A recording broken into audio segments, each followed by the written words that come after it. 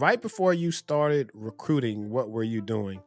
So after not passing the bar, I went on this journey of, okay, Chenae, what can you do with your law degree so you do not feel like you went to law school for no reason?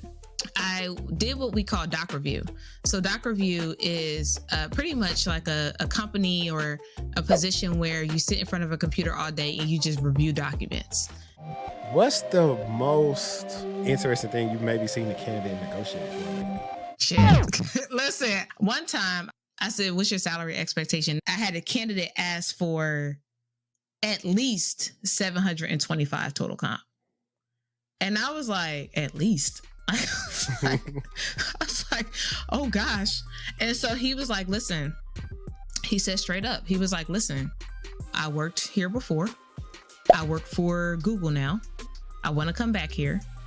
And it makes no sense for me to come back, leave my job when I don't have to, and come back if I don't get at least a 15% increase. When people say certain numbers, then when you hear 700,000, it makes you think like, what am I doing? Like, what am I doing in my own negotiating life that I am not comfortable with saying I want $200,000 base salary? This episode is being sponsored by Riverside. It's 2023 and it's never too late to record a podcast. And today, I'm going to tell you about one of the best podcasting softwares, if not the best podcasting recording software out there. Meet Riverside. Riverside is one of the best podcasting recording softwares out there. Riverside is so simple to use and so powerful. In order to get a guest into your studio, all you have to do is send them a link. All those other competitors, they record on the web. Well, Riverside alleviates that by recording locally on the machine, avoiding bad video quality. In Riverside, you can set up multiple studios in case you record multiple podcasts. And guess what? All your recordings are hosted in the cloud. Not only does Riverside do that, Riverside can transcribe your podcast within minutes. And guess what? It has a feature called Magic Clips AI that's perfect for short form video. It picks the best moments out of your podcast and also adds magic captions that are accurate based on the AI transcription of your episode. Riverside can also complete your podcast within minutes, records audio in separate tracks, also gives you raw audio, raw MP4, and much, much more. So if you're interested in starting your podcast today, use my link, Textual Talk, to get 15% off your purchase. So how was AfroTech? AfroTech was cool. I loved it. Like, we all know that there was a lot of scrutiny around AfroTech and public information, so no surprise there, but I don't have any scrutiny. Like, I absolutely loved the experience, and for it to be my first time, I don't have anything to compare it to. So I will say that, like, I loved being able to go around the expo floor. I spent most of my time in the expo floor. It's most of my time understanding like what companies were there, what companies are in existence that I may not know are in existence, and being like very intentional about walking past these companies, talking to these people, and following the company on LinkedIn. I'm very, very good about that. And so I did that quite a bit. I mean, I loved it. Like, I didn't have any bad thing to say about it. And I will say this isn't a bad thing, but it's more of like something to note. Everything was expensive. I will say that. Like, I do agree that everything was expensive because that's what the public is saying. Like, I did have to pay for everything, but I also planned to pay for everything. So I didn't expect anything to be cheap or anything like that. But I think the gratefulness on the other side of that is you get swag from a lot of companies. So I don't know. I loved it. I love the camaraderie. I love the events. I love the blackness in Austin. I love how everybody came together. It wasn't no pettiness. Like, it wasn't you jumped in front of me in line. It was everybody's trying to help everybody. So I thought it was really cool, and it was really empowering. Yeah. That's what I experienced for my first AfroTech last year as well. And I think it's different for us that make content. I think it's different for us because you have people that say, oh, I recognize you from LinkedIn or YouTube. Yeah, that was like every 30 seconds. Yeah.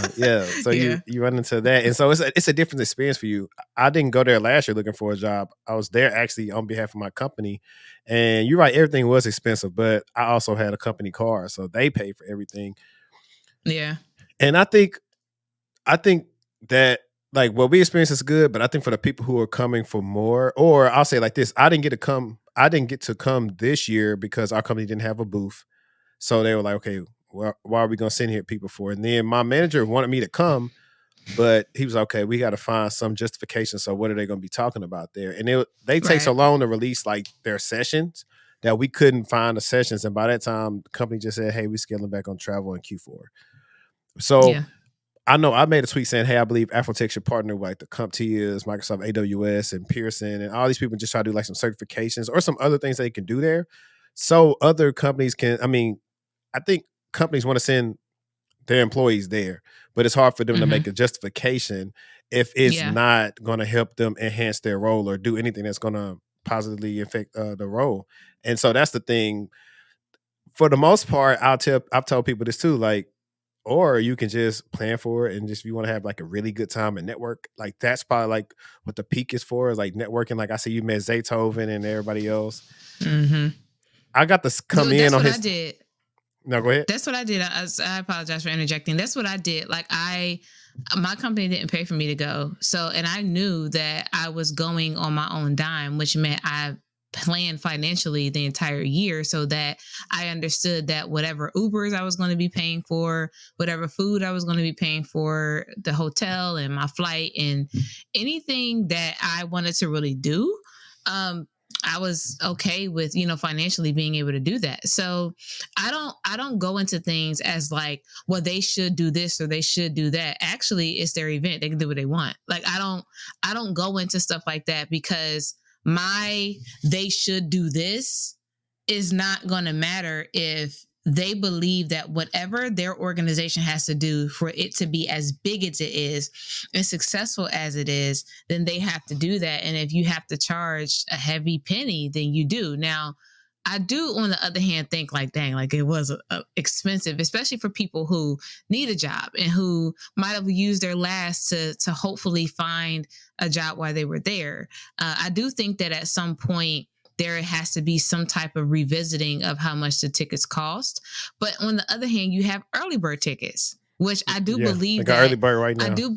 Yeah, right now. I do believe that they listen to the public.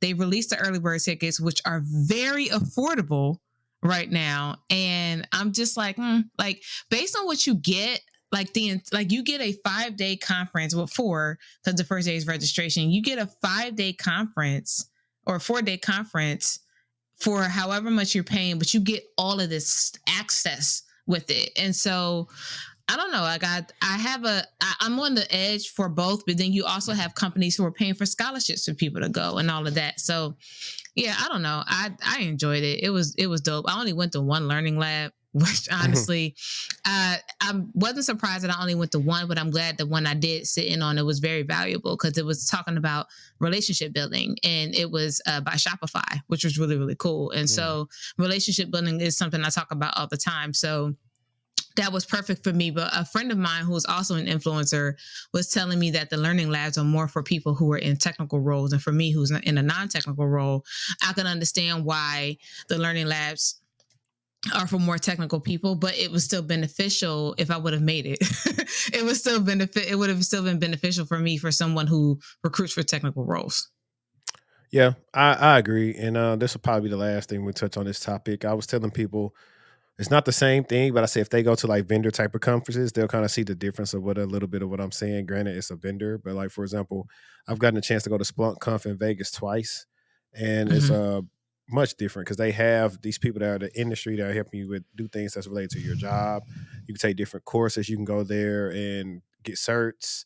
And of course, they also have like the last night. I think they had because I know AfroTech, they always have like the one thing they do have. They bring the stars out to perform.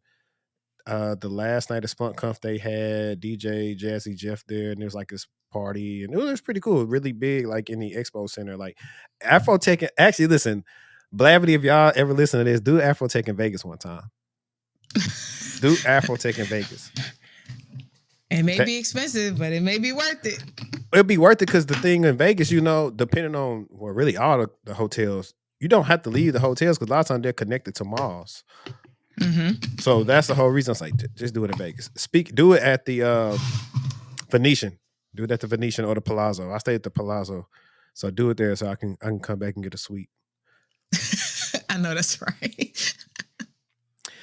But anyways, guys, welcome back to the Textual Talk Podcast. I'm your host, HD, the #1 tech and career podcast out right now. It's episode 108, and we got none other than the recruiting cousin in the building. And I don't have my gunshot set up, but I would normally put my gunshots right here. This new Windows computer has really been giving me the blues.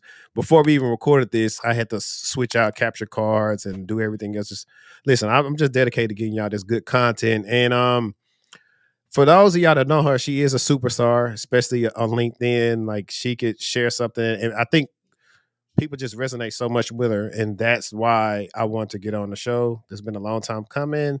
And so without further ado, I think I ghosted him a little bit until somebody reminded me to go reply to his message. So yes, it's been a long time coming.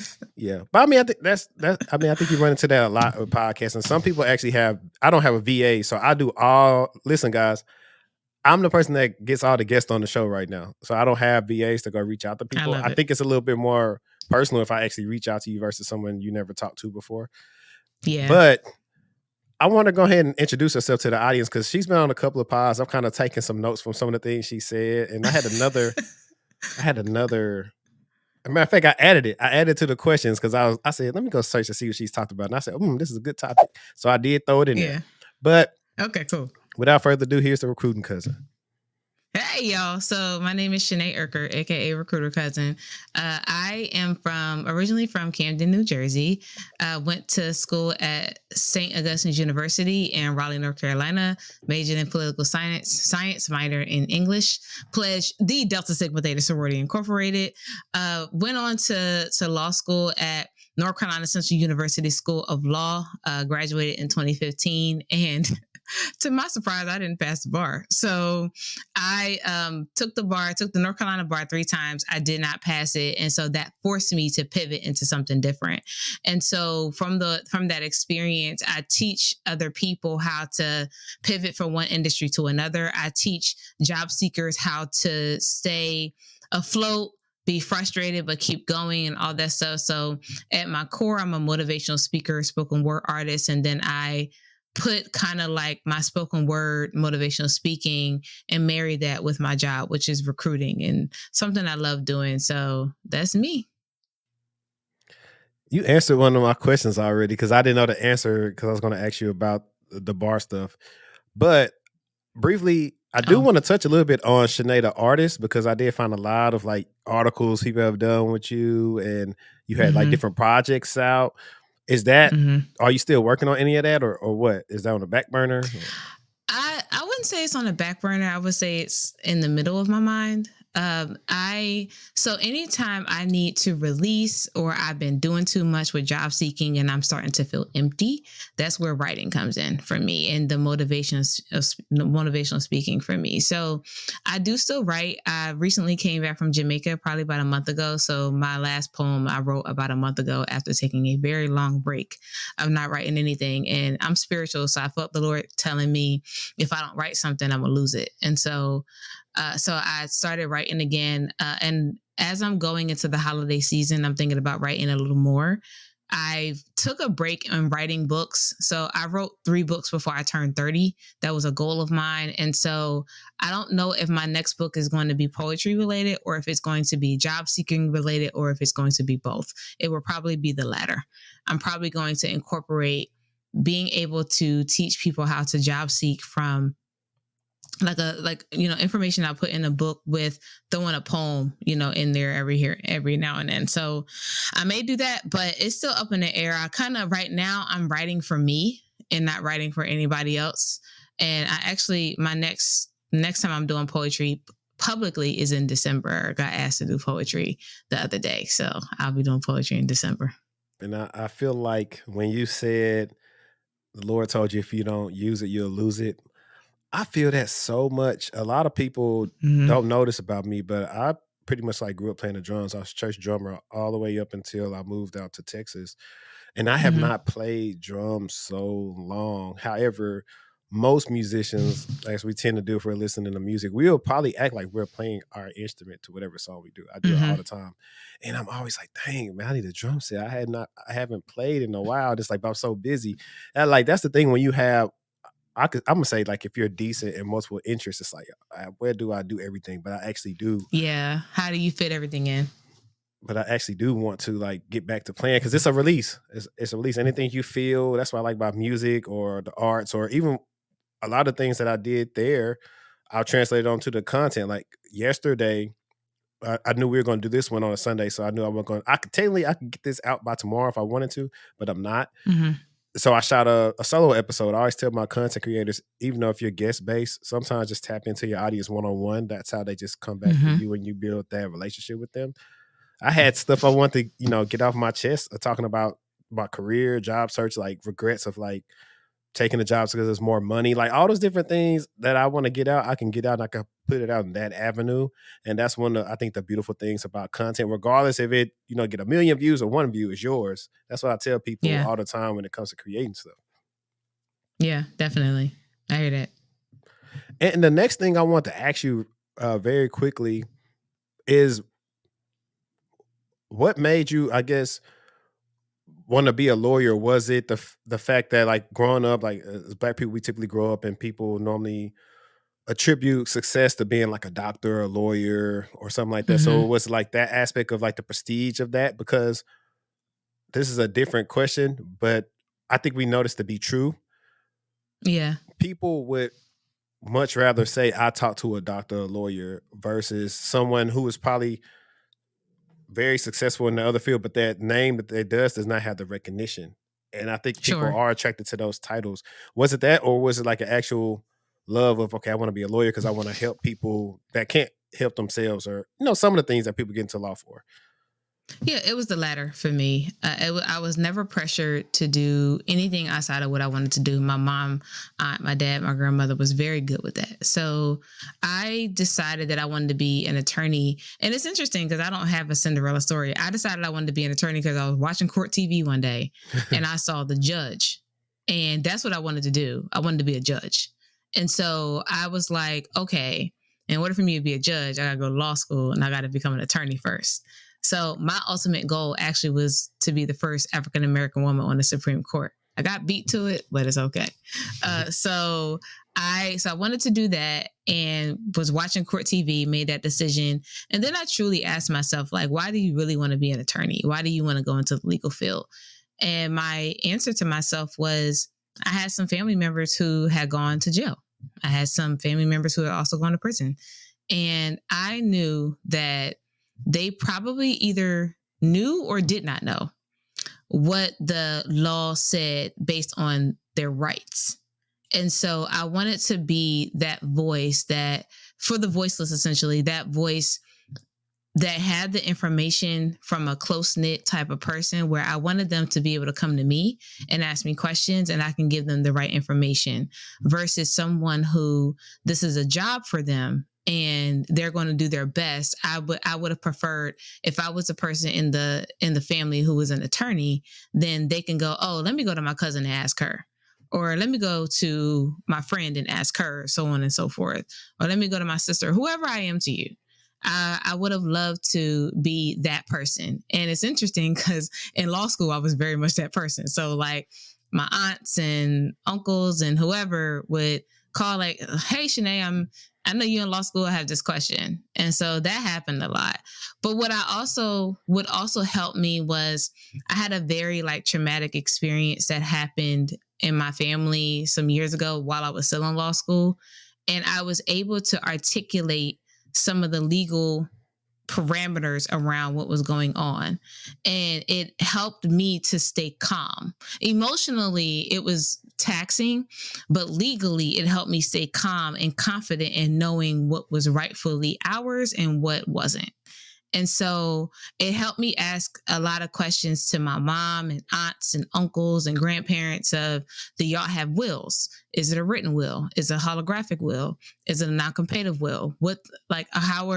I was able to ask some questions that I probably wouldn't have been able to ask or know to ask had I not gone to law school. And so now there are certain things that even though you don't pass the bar, the difference between me and a licensed attorney is a test. All of us were trained the same way. So I'm considered a non-licensed attorney because I graduated law school. And so there are certain things now that happen that I can legally articulate it and go, oh, that makes sense. Oh, they can't do that. Or yes, they can do that. And so I still, like, even for my own life, there are certain things that I know I can get an attorney for and I'm going to win. And there are certain things that I know I'm going to be like, nah, that's a stretch. I ain't going to win that one. So that's kind of, my journey. Got you. Okay. All I was hearing towards the end was like, oh, so you basically Mike Ross.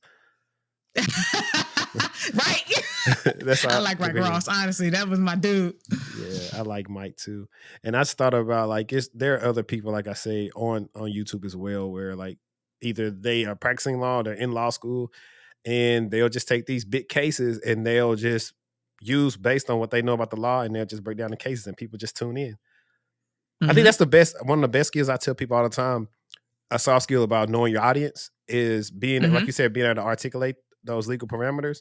Is also being able to explain them to somebody basically on like a child level. Like if you have to explain something to like a 3-year-old, if you can make something that plain, as somebody understand it, then you got a gift. Yeah. And that's what law school teaches us. It teaches us how to explain it in layman's terms. So it's helped me to have conversations that are not so complicated. And it's taught me a lot about life. So it was a really good experience. Perfect. So now what I want to get into is right before you started recruiting, what were you doing? Child, everything. I didn't even know. I don't even know if I knew that recruiting was a thing. Like, and part of it was because I didn't think about it being a thing. So after not passing the bar, I went on this journey of, okay, Chenae, what can you do with your law degree so you do not feel like you went to law school for no reason? And so in law school, we are not taught what other fields we can go into. We're taught to practice law and pass the bar and practice law. So I said to myself, well, what can I do to kind of feel like, okay, I can use my law degree and so it won't go in vain. So I did what we call doc review.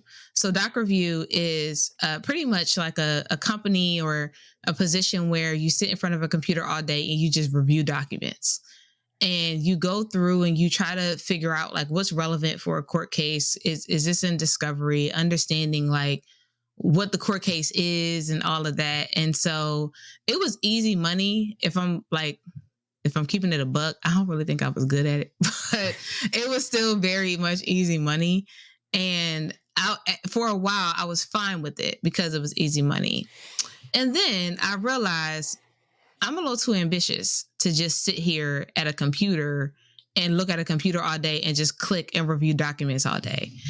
So I went on this journey of, after doc review, after I no longer am on a project, what happens? And so I was unemployed without contract, without anything for months, probably between like July of 2019 to, 2018 or so to like January of 2019. And so within those months, I was doing speaking, I was selling books and driving Lyft and anything that I could do as a hustler to genuinely make money to support my family, then that's what I was doing. And so from there, I went to going into Duke temporary service, which the perk about that is once you get hired into Duke temporary service, after 30 days of working for Duke temporary service, you can apply to Duke internally anywhere you wanted to. The hard part about it is Duke temporary service, we're getting like 10,000 applications a month.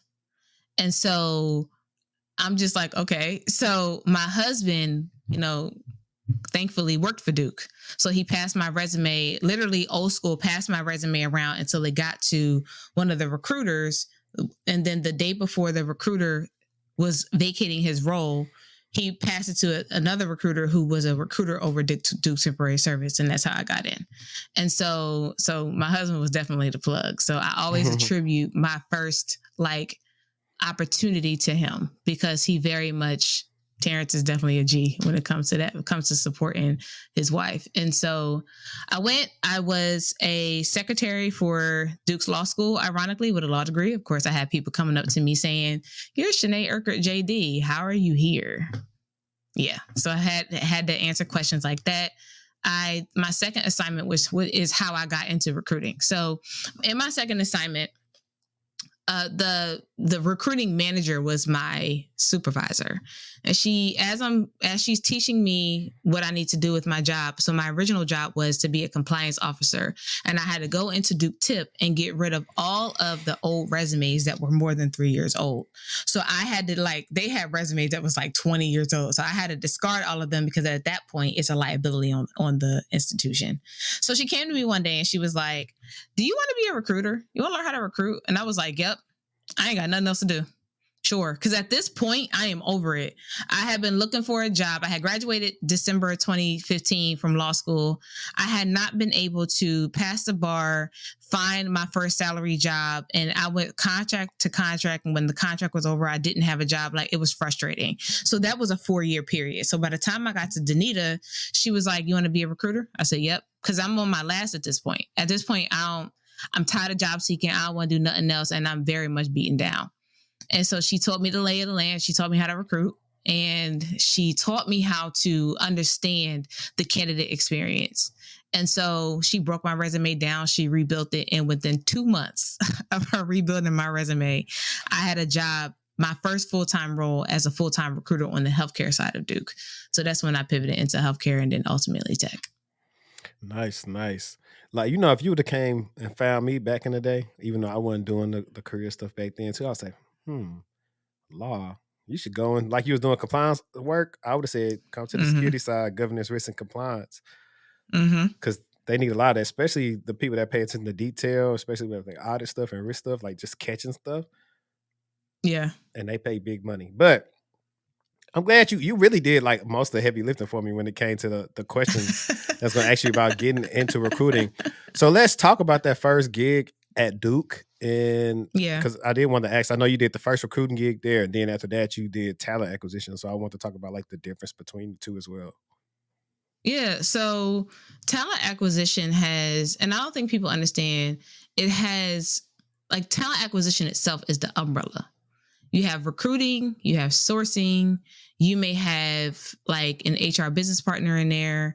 Talent acquisition as a whole is HR. And I don't think people fully understand that it's just a branch of HR. And so talent acquisition as a whole is just being able to acquire talent. That's acquisition, acquire. So essentially, when I got into recruiting and then under the full umbrella of talent acquisition and understanding how sources and recruiters connect, how sources, recruiters, and directors connect, how sources, recruiters, directors, HR as a whole, whether it's an analyst, a specialist, a business partner, how all of it pretty much connects. And so it has a lot of legal aspects to it where I've found very, very thankful that I was able to land somewhere where I could use this law degree, because I was like, I ain't spend all this money for nothing. So when I got into talent acquisition, for me, it's a lot of things that goes into being a team. A recruiter, if you just say being a recruiter, to me, that's an individual. And that can be freelance. That can be someone who is contracted with other companies to land somebody somewhere, where for me, I'm a part of a department, which is at a whole is talent acquisition. And so that's how I see it. Okay. I just thought about like a weird analogy, but I just thought of recruiters. Nah, it's not the same. I just looked at recruiters almost being like agents, like how agents are for like athletes and everyone else. Yeah. But then I realized like a lot of times the agent works for the athlete. So it's like, I don't think it's like just the same. But it can be though. It can be though, because the recruiter is working for the candidate. Like, that's when people feel like they are they're working with a recruiter, all of a sudden, because of that agency type of relationship that we can have, it can seem like we are that particular person's recruiter, just like an agent is that particular person's agent. And so as a whole, talent acquisition is the entire process of hiring, where it's just the recruiter is just the individual, which is why I said talent acquisition is the department, recruiter is the individual. So I can see where the recruiting and then agency can go hand in hand, but it's also a matter of the person who the agent or the recruiter is representing. That person has to understand that that recruiter or that agent may not be their that the only person that that recruiter or agent is representing. So I think that's where it's like it could be misconstrued. Got it. So I wanted to ask you, what did you learn overall, just at your stint at Duke? What did you learn there? I learned a lot. A lot of what I talk about now mostly is what I got from healthcare recruiting. A lot of people think that just because I work for, excuse me, the company I work for, people think that most of the things that I say comes from the company I work for, and it doesn't. So everything that I talk about, every bit of job seeking, every bit of interview prep, all of that comes strictly from healthcare, because I schedule all of my interviews. I sat in on all of my interviews, and I took notes on everything that candidates did and did not do to make them successful. And so I also took all of that and simplified it. We're in tech recruiting. For those of you who think I got all of this stuff from tech recruiting, I hope you're listening, because I didn't. With tech recruiting, I've never sat in on any of my interviews. So I don't even know in terms of like sitting in and being a fly on the wall, the lay of the land of the actual interview. I can prep my candidates for topics and all of that. And then based on discussions I'll have with my hiring leaders or the interviewers in my debrief sessions, I can pick up certain things that hiring leaders will say that make candidates stand out. And I can share that just in general information. But most of just without having to talk to my hiring leaders, certain things that I got that I'm able to share with candidates or job seekers came from healthcare. So, and that is partly because I think I was more involved in the scheduling and the being in the interview itself in healthcare than I was in tech. Okay. And now that you say that, I actually wish that was a norm to where you guys got to sit in on the interviews. And I'm gonna tell you what I believe, and this is something I experienced from like having my clients record their interviews and listening to them. Some of the people that are interviewing the clients are not good interviewers. So sometimes you can have a potential employee that could be a great fit, but maybe they not necessarily don't interview well, but maybe they're just really nervous. They don't the interviewer sometimes doesn't know how to welcome them in and kind of ease the tension down and really get to see the real them, and they just of course mess up the interview. Or you have people who are just disingenuous in the interview and not really ask the things that would pretty much test like how would they actually do in the actual role, and then that makes for a negative experience as well. So I actually do commend, so like your company I was very high on with their interview process, because I went through it last year and I loved it. It was like two companies I went through that had like great panels and everybody was great, but you don't see that consistency throughout all companies. And I think that's why you'll see, and this is me, I don't know if you had this feeling right here. At one point in time, this certain company it was a role that I interviewed for back in 2019, 2020. I didn't get the role, but I kept on seeing every couple of months that same role kept on coming back open, back open. But what I gleaned from that was, one, they're bringing in the wrong people, or they don't have their stuff together, and that's why it's a revolving door. So it's like two things. But I was like, that's what happens if your process isn't good. I don't think you're gonna you're not gonna get a perfect fit. Everybody's looking for a unicorn, but you probably missed out on what was closest to it because you wanted to do your interview a certain way and it didn't work right. I don't know if you experienced that from sitting in on interviews or saying like, you kind of was a little harsh on them, but they answer your question, or maybe I think this person is good. I think you bugging. Yeah. So there is a gray area when you're not able to sit in on interviews, but the gray area is lifted when you're in the debrief. And so when I can hear, when I'm in the debrief, I normally don't say anything unless my hiring leader says, Chenae, do you have something to add? And most of the time they do. And so what I can hear most of the time in my debriefs, I'm listening for the tone of the interviewer and then I'm comparing that to interview feedback that I'm reading. And if I can connect the two, then for me, I would wonder, did you interview that person based off of their skill set, or did you interview them based off of bias? And so I can always catch it. Most of the time I do. And so I normally have to correct, and this is anything, you have to correct bad behavior, but you also have to hold them accountable. And that's what a recruiter's job is being able to hold hiring leaders or interviewers accountable for their own bias. And I would hope that as your recruiter, you will hold me to mine as well. In healthcare, when I was able to sit in on my interviews, you're right. There were a lot of things that you can see in the interview process that needs to be fixed immediately when you're sitting in the interview versus you having to use context clues and then being able to kind of understand how the interview went. But the only reason why I'm able to do that in my debriefs, in my technical debriefs now, is because it prepared me from when I was sitting in interviews in healthcare. And so now I can decipher how the interview went based on what I'm reading. And that's why my company, they do a really good job with the process, because all of it has to be fair and equitable as best as possible. And so I commend my company for that. In healthcare, some of the things that I would catch, like I would catch the body language of my interviewer. So like I talk about this all the time. There was an interview I sat in on in healthcare, and I could visibly see so we were on Zoom. I can see the hiring leader, the more the candidate spoke, the more the hiring leader sunk in her chair.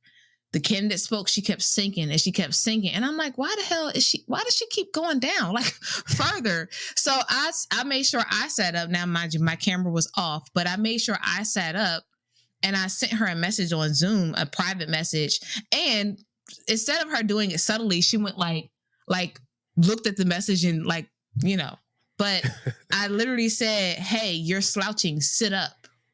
And I didn't say it in a nice way. I meant what I said. You're slouching, sit up. And so she grinned and she sat up. And so I've also been able to catch interviewers when I can tell when interviewers are looking at their phones and they're not paying attention. I can tell when they look like they're talking to each other. And so those are the certain things that I've been able to pick up in my interviews that prepared me for debriefs in technical recruiting.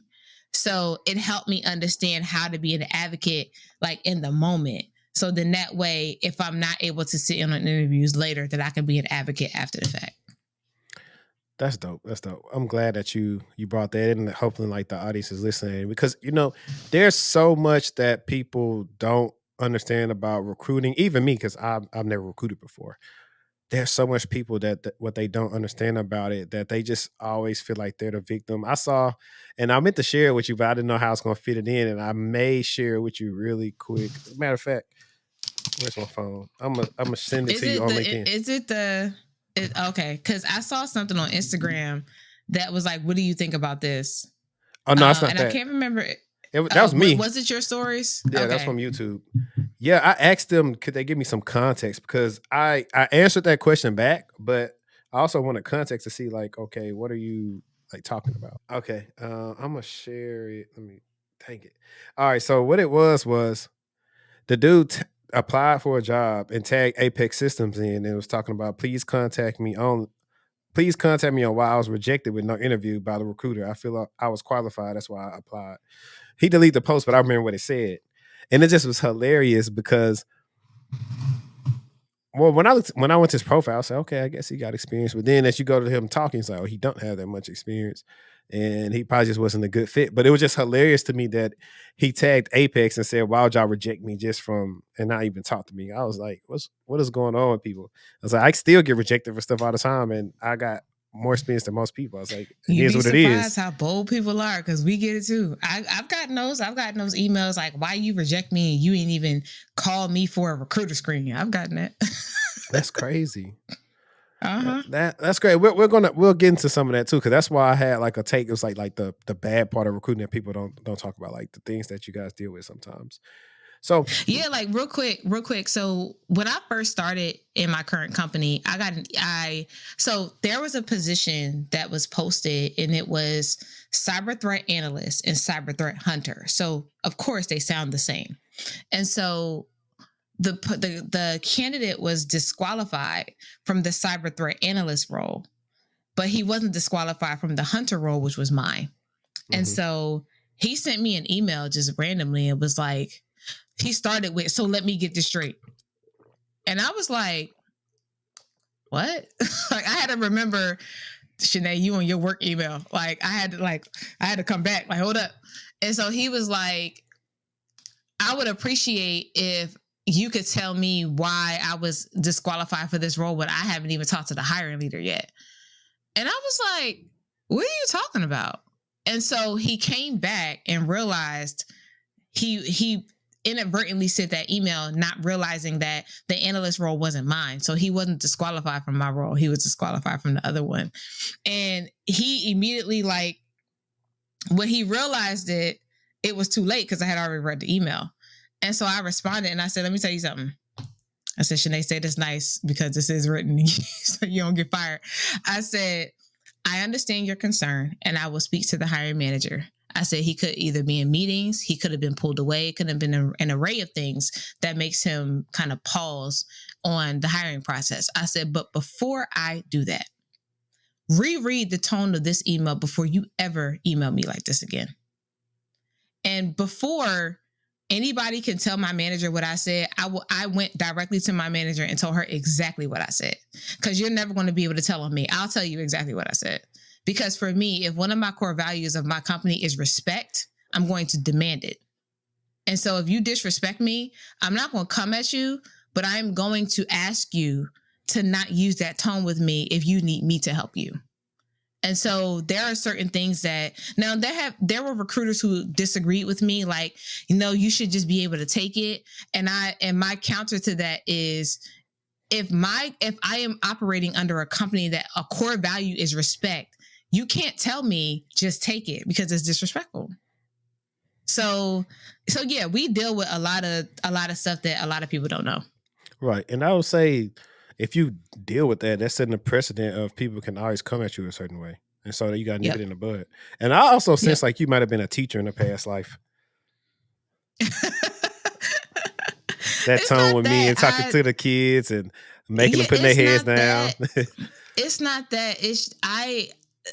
Disrespect burns my biscuits. Like, I can't stand it. And so for me, especially when I know I'm going to respect you, and then you have to add, like, I'm a Black woman, I got natural hair. There's a certain level of respect I got to demand because I know I'm going to be in rooms where people are going to look at me and all of a sudden they think I don't know nothing because of how I look. Like, we deal with it all the time.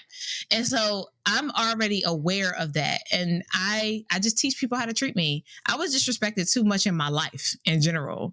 So I was just like, yeah, once I reach a certain age and a certain level of balls, so to speak, that I have, I'm not going to walk away like I used to with carrying the weight of the burden of how people made me feel. So we're going to respect each other or we're just not going to be in conversation. Got it. And this question, I know I want to slip this one in here too, because you pivoted from doing the document review to getting into pretty much recruiting. Mm-hmm. And that was about 6-7 years ago, right? I'm going on 5 years. So I'm at like 4.5. Okay. We're just going to say 5 years. So it's like 5 years ago. Okay. So 5 years ago, what were salaries like going into entry-level recruiting back then? So I think the question normally that I get to your point is like, what was the thing that made you get into recruiting? Like, I understand you were a temp recruiter, but what was the thing that set you apart? Like, what was on the job description inside of the minimum qualifications? What was the words themselves? And so for me, the pivot was on my job description, it said that there were 2 very basic minimum qualifications. And it pretty much said a bachelor's degree and 1 year of professional experience. And which means you could have been a cashier with a bachelor's degree and become a recruiter in this role. And I was like, okay. So I just applied. And I think what helped was I was internal already. And I was also, and my manager at the time, who was Danita, the manager I was going under, she used to work for that manager. So anyone coming from up under Danita, that manager knew, oh, they got to be good. And that honestly taught me that whole like deliver your work will speak for itself, and the work will give you reputation and all of that. Knowing that I was coming from up under Danita and that hiring leader, Michelle, that Michelle actually trusted because I was coming from under Danita, she was going to hire me. That set the precedent for me of recruiter cousin. Whatever you say, you have to deliver in what you say, so that anyone who is coming from up under you, just because it's coming from you and you deliver and you mean what you say, meaning it's factual, you can data and all of that, then you have to exemplify that. And so that's kind of like how I was able to get into recruiting. Yeah. That reminds me of one of the jobs I got really strictly off of who my manager was, because my manager used to talk about me to this other person who was, I think she might have been her contemporary. I think they both were managers or directors at the time of the company, but she knew who I came from because she would talk about me. So, oh, yeah, I know what contract you're on. You work under Ashley, right? And needless to say, like, I got the job pretty easy just because of like what you said. So I definitely agree with that. It's like this term that we use about networking. It's like not who you know, but who knows you. Mm-hmm. But I want to ask you right now, what is the best thing for you right now that you like about being a recruiter? So I get in trouble about this a lot, and it's not a bad trouble. It's more like feedback I get from my current manager. So my current manager always tells me to be careful about how late I'm working or how late I'm online, because she doesn't want me to give off the impression to candidates that is what our culture at our company is. And so I took that feedback and I said, okay, if I decide to work late, I'm going to tell a candidate, this is my choice. So the best part about being able to be a recruiter right now in the moment is the hustle mentality of being able to land a candidate and knowing that you prioritize a candidate. And so what I mean by that is I just had an offer accept. Maybe today is Sunday, so I got it on like Thursday or Friday, one of the two. And this candidate he lives about an hour and a half away from me. So he's also in North Carolina. And what's dope is I get a chance to, I've made 2 offers in 2 different fiscal years to North Carolina residents. 3 offers. And it's always a joy to be able to give them to North Carolina residents, because most of my roles are set in Redmond, Washington. So when I find a candidate that the hiring leader is very much open to them being fully remote, they don't have to relocate, and they don't care where they work, and it's in North Carolina, I get hyped. Like I get like, oh, I live in North Carolina too. Hey. So the best part is being able to show a candidate that they are a priority. So this is something that I say all the time. After you interview with a company and we debrief, and then the hiring leader decides that they're going to go with you as a candidate, at that point, you have shown that you are the right person for the role. So for me as a recruiter, it's my job to land you now. So now I got to work to show you that the company cares about who you are, your flexibility. What can we do to land you? Because we're going to do our best. And so I had a candidate the other day. He was a consultant. And so he was coming out of full-time consultancy into big tech. And so I was like making myself available at like 10, 11 o'clock at night. And he was very surprised. And he was like, ain't it like you still working? And I'm like, well, I kind of just log back on just to, cause I understand you're busy throughout the day. I'm not doing anything. I'm not even in the bed yet. So I don't mind just hopping back on if you have any questions. And so he felt very much like a priority and realized like they really want me.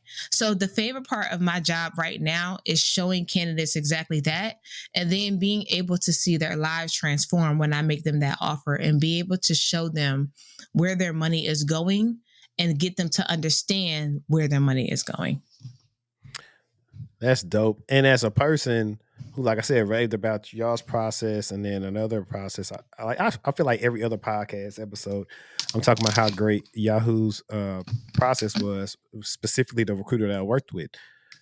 Mm-hmm. Recruiters should take note, like if they do, they know they have qualified candidates they're working with, like making them feel like a priority and feedback, or just a message back, an update saying, hey, I haven't heard anything back there. I'll get back to you as soon as possible. Even something small as like that goes a long way. Because sometimes I do that all the time.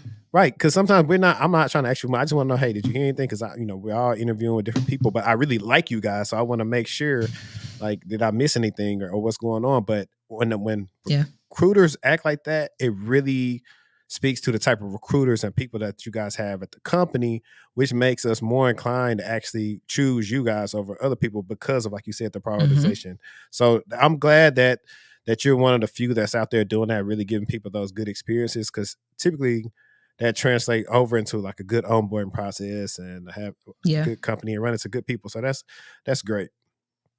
Yeah. And what's interesting about that is that candidate, I made myself available at 10:30 at night because he was just busy. And then he didn't respond.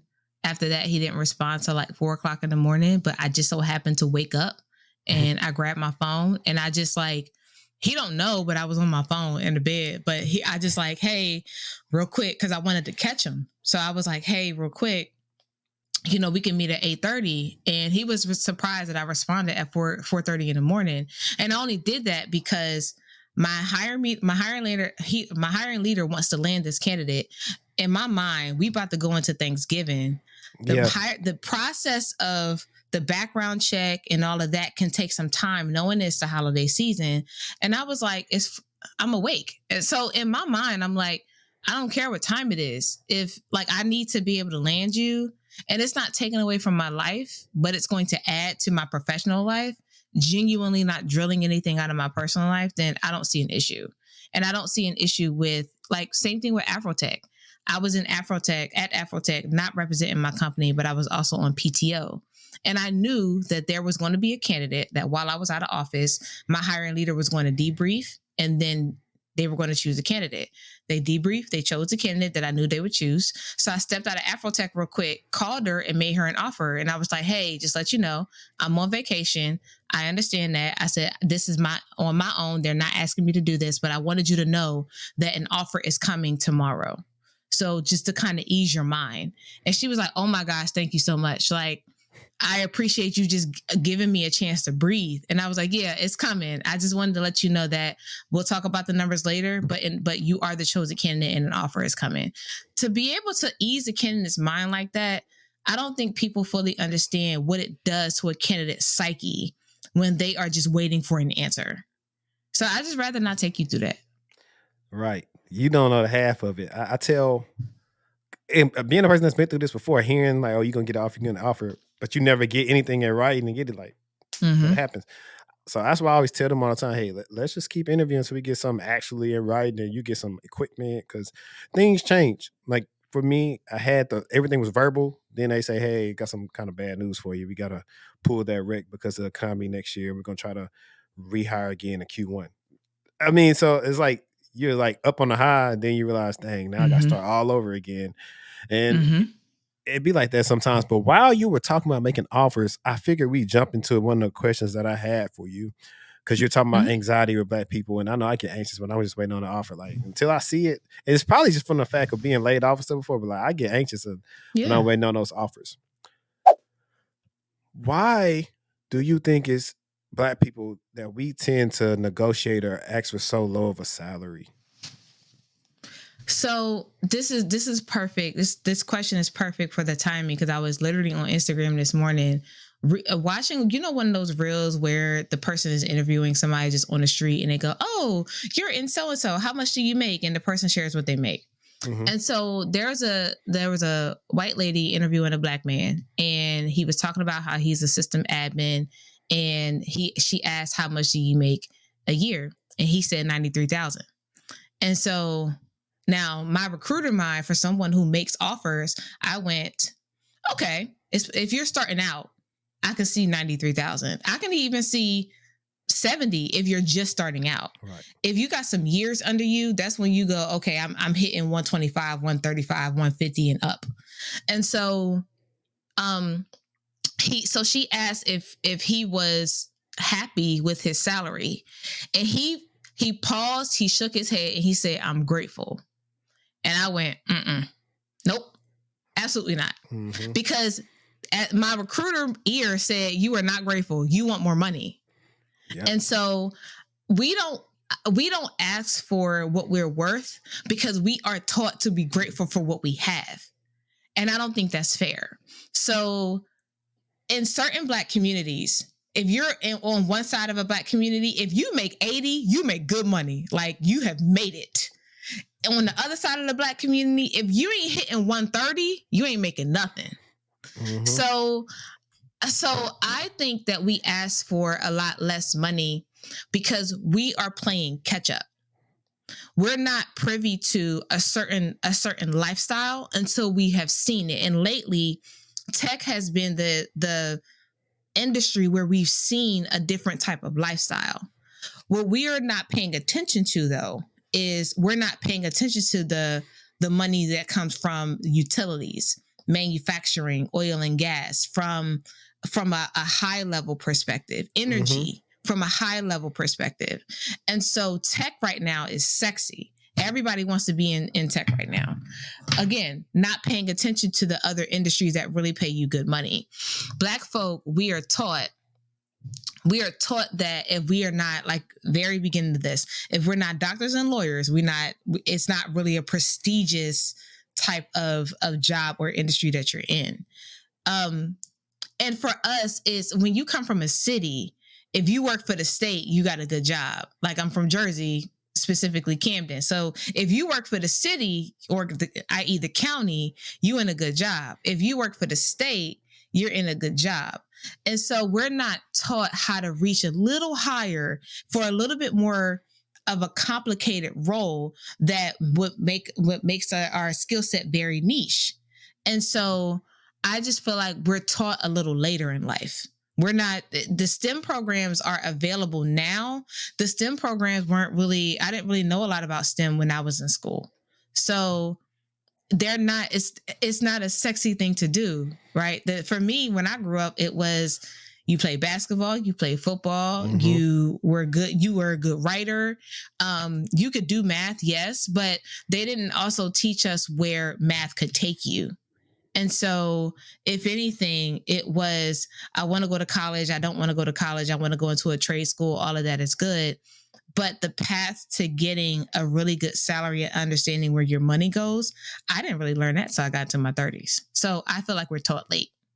Yeah, I agree with all that. It's like, for me, I think I've witnessed money before. My uncle has a friend who's like, I think he's a millionaire, and he had one of those high paying occupations for, was it Merrill Lynch or something like that? It was years ago. He's an Italian guy, but like, I'm talking about, how we always talk about, they say something like, what people have on designer, but then the people who are really rich and their designer is like dress clothes type of, like, really like $2,000 button down shirts and that you put on with your suits and like regular white shirt, like stuff like that. And I remember just seeing him like give his Escalades and stuff away. And I was like, okay, that's money. When you say, you know what, they not giving me what I want for it, I was going to give me a new one and give my uncle a brand new Escalade, barely used. Like, and after undergrad, 2014, I had a mentor at the time. He was working with, I think, like DOD. He was retired from the Air Force, and he had some high paying job on there. He was saying, hey, for your first job, you need to be asking for, I think, $65,000 or $70,000. Now, I didn't really know what to be asking for. I just wanted to get a job. I didn't get that for my first job, but it was like you said, it's like you don't know what to ask for, and you really start Mm-hmm. figuring out what to ask for once you, like you said, they're either late 20s. Sometimes, if you're lucky, early 20s, and you have the right network or right circle around Yeah. you, and that's why it's important. I started one of my friends in my close circle who's young, way young, like 10 years my junior, but he's like doing really good in this space, it's security.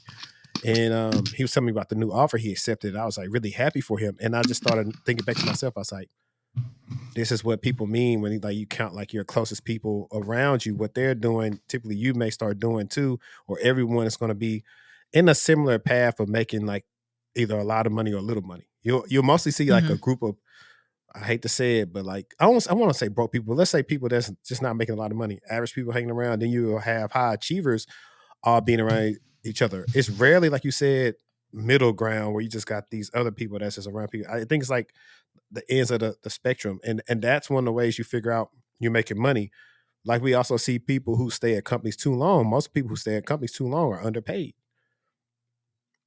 The new person that comes in is making $20,000-$30,000 more than you because Mm-hmm. if I'm not, and you can, I guess, correct me on this, because I remember this to be true from being at a company and you won actual bigger raise, but like due to HR, they can only give you like X amount to where a lot of times you got to leave and come back to get whatever money you want.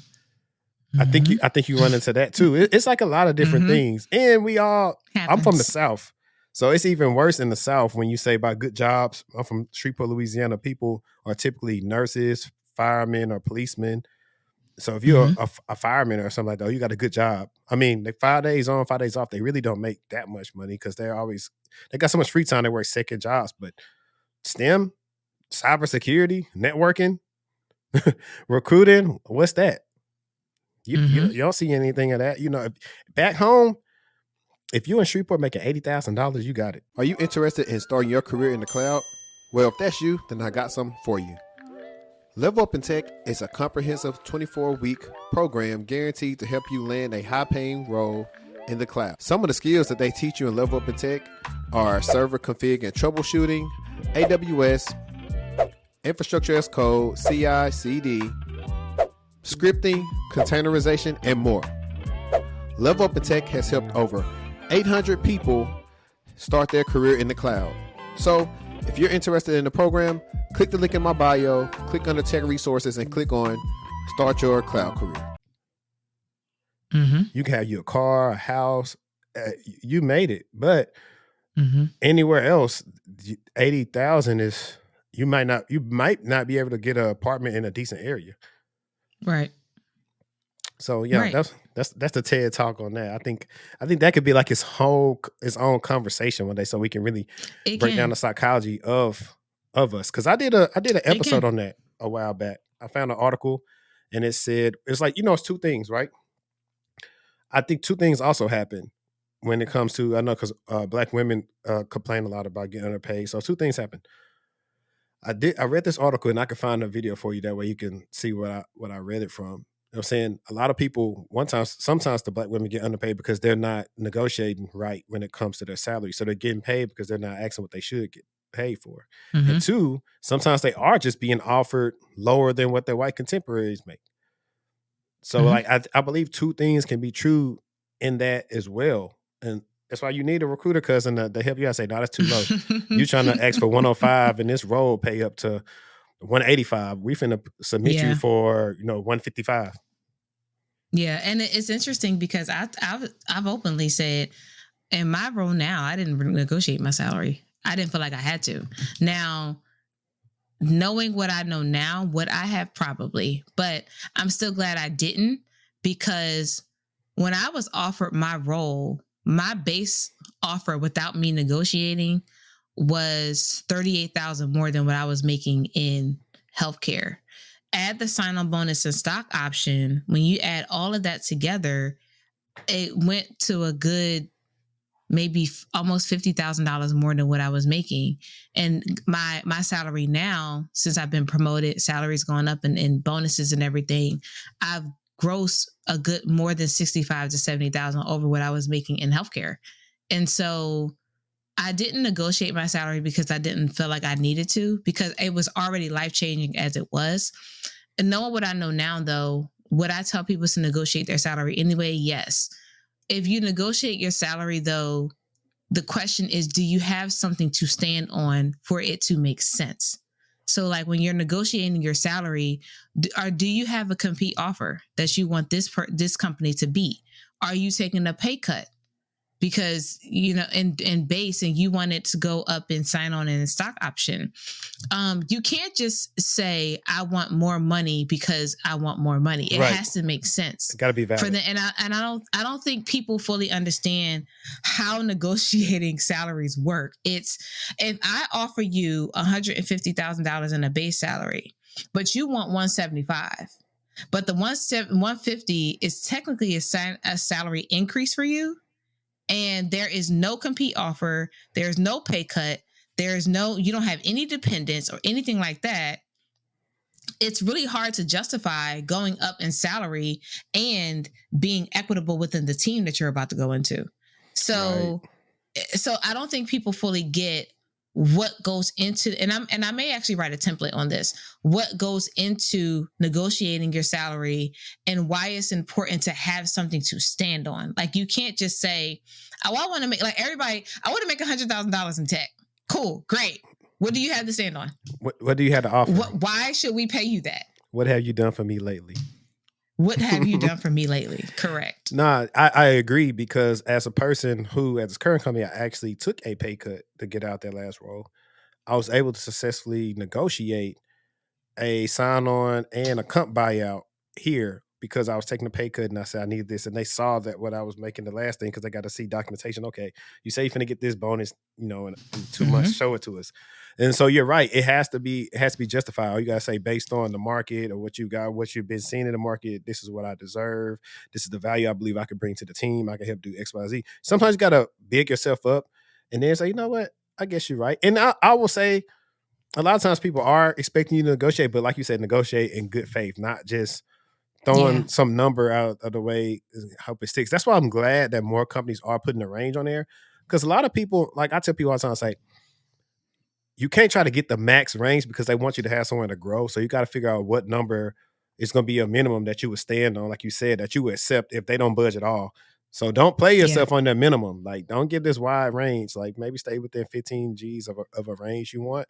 And in the beginning, they'll say, we can work with it or we can't work with it. It's yeah, like I said, it's a really fascinating question. I think that's like everybody kind of, in Black community, kind of taboo about money. God, don't tell people what you make. Yeah, you see it all the time. But part of that comes from trauma, though. That comes from trauma. That comes from your own family too. Us not. Yeah, yes, it comes from trauma personally. It comes from trauma professionally. It comes from it in the community aspect of it. It's we walk with this victim mentality. If you come at me after saying that, I understand why you may come at me, but hear me out.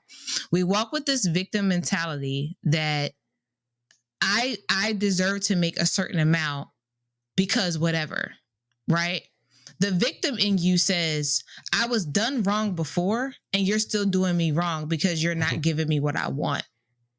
When the people who come later in life is trying to be fair. So I put up a post one day on LinkedIn and got some people chewed me out. Some people understood. I put up a post one day and I said, you didn't get the job. It's not because you're Black. Could it be that you just didn't interview well? Like, could that actually be the thing? And so I had an influencer like come at me like, it's understood what you're saying, but how you said it was just wrong. And I'm like, but how else am I supposed to say it? Because we have to be able to have that conversation. I've sat in on interviews where Black folk just did not do well. I've sat in on interviews where white folk didn't do well. Hispanic people didn't do well. Whatever what you look like, you just didn't do well. I've also sat in on interviews where you did amazing. And so it's sitting in on this side. It's, y'all, we can't walk with this victim mentality of I deserve this because I said it. Right. And not being able to have some type of something to stand on.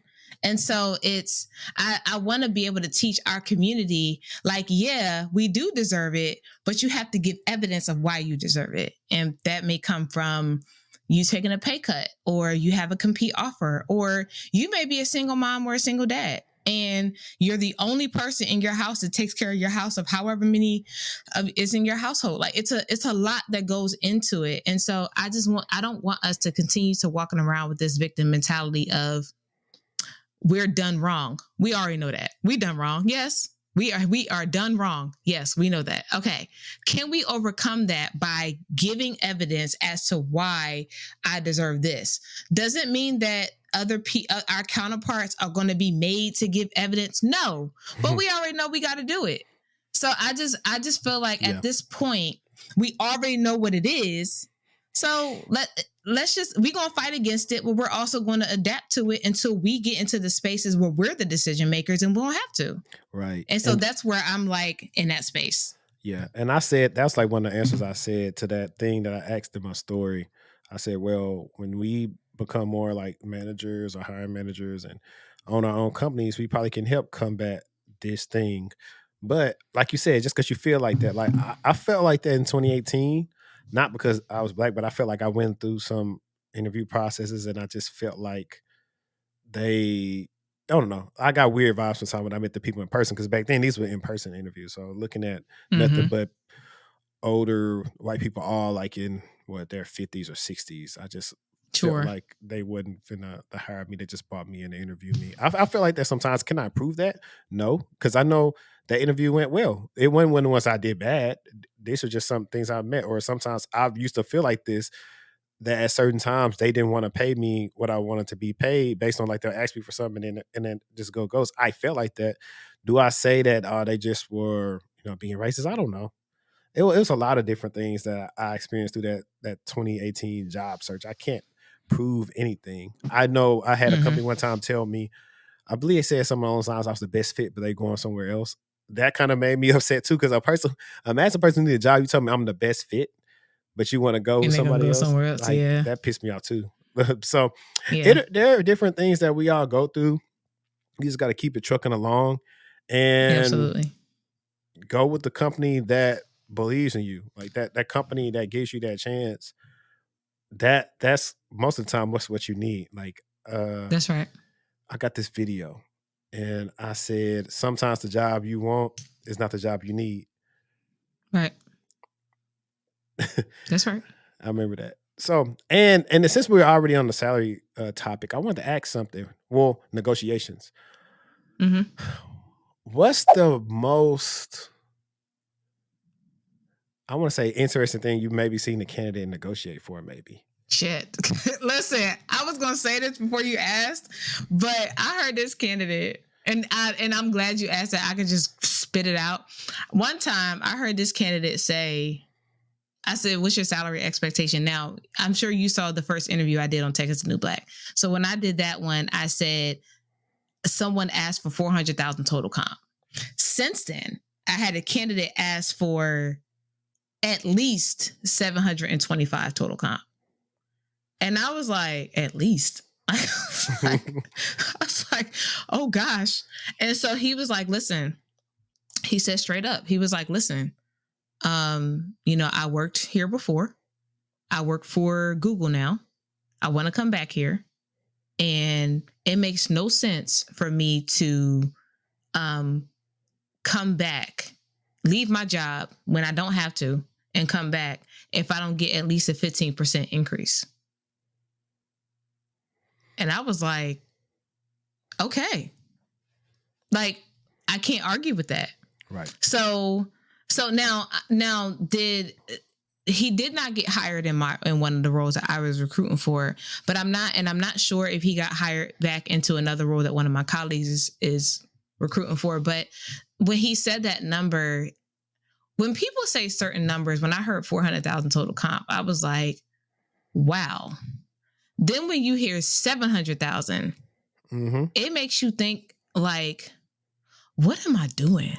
Like, what am I doing in my own negotiating life that I am not comfortable with saying I want $200,000 base salary? Like, what are we doing? That's the point that I missed when you were talking, and it came back to me about salaries about negotiating. It's because if you don't keep negotiating, getting higher salaries, you're going to be scared to ask what you really want. Yep. Absolutely. That's what I want to touch on. So if you scared to ask for more than $80,000, worst thing they can say is no.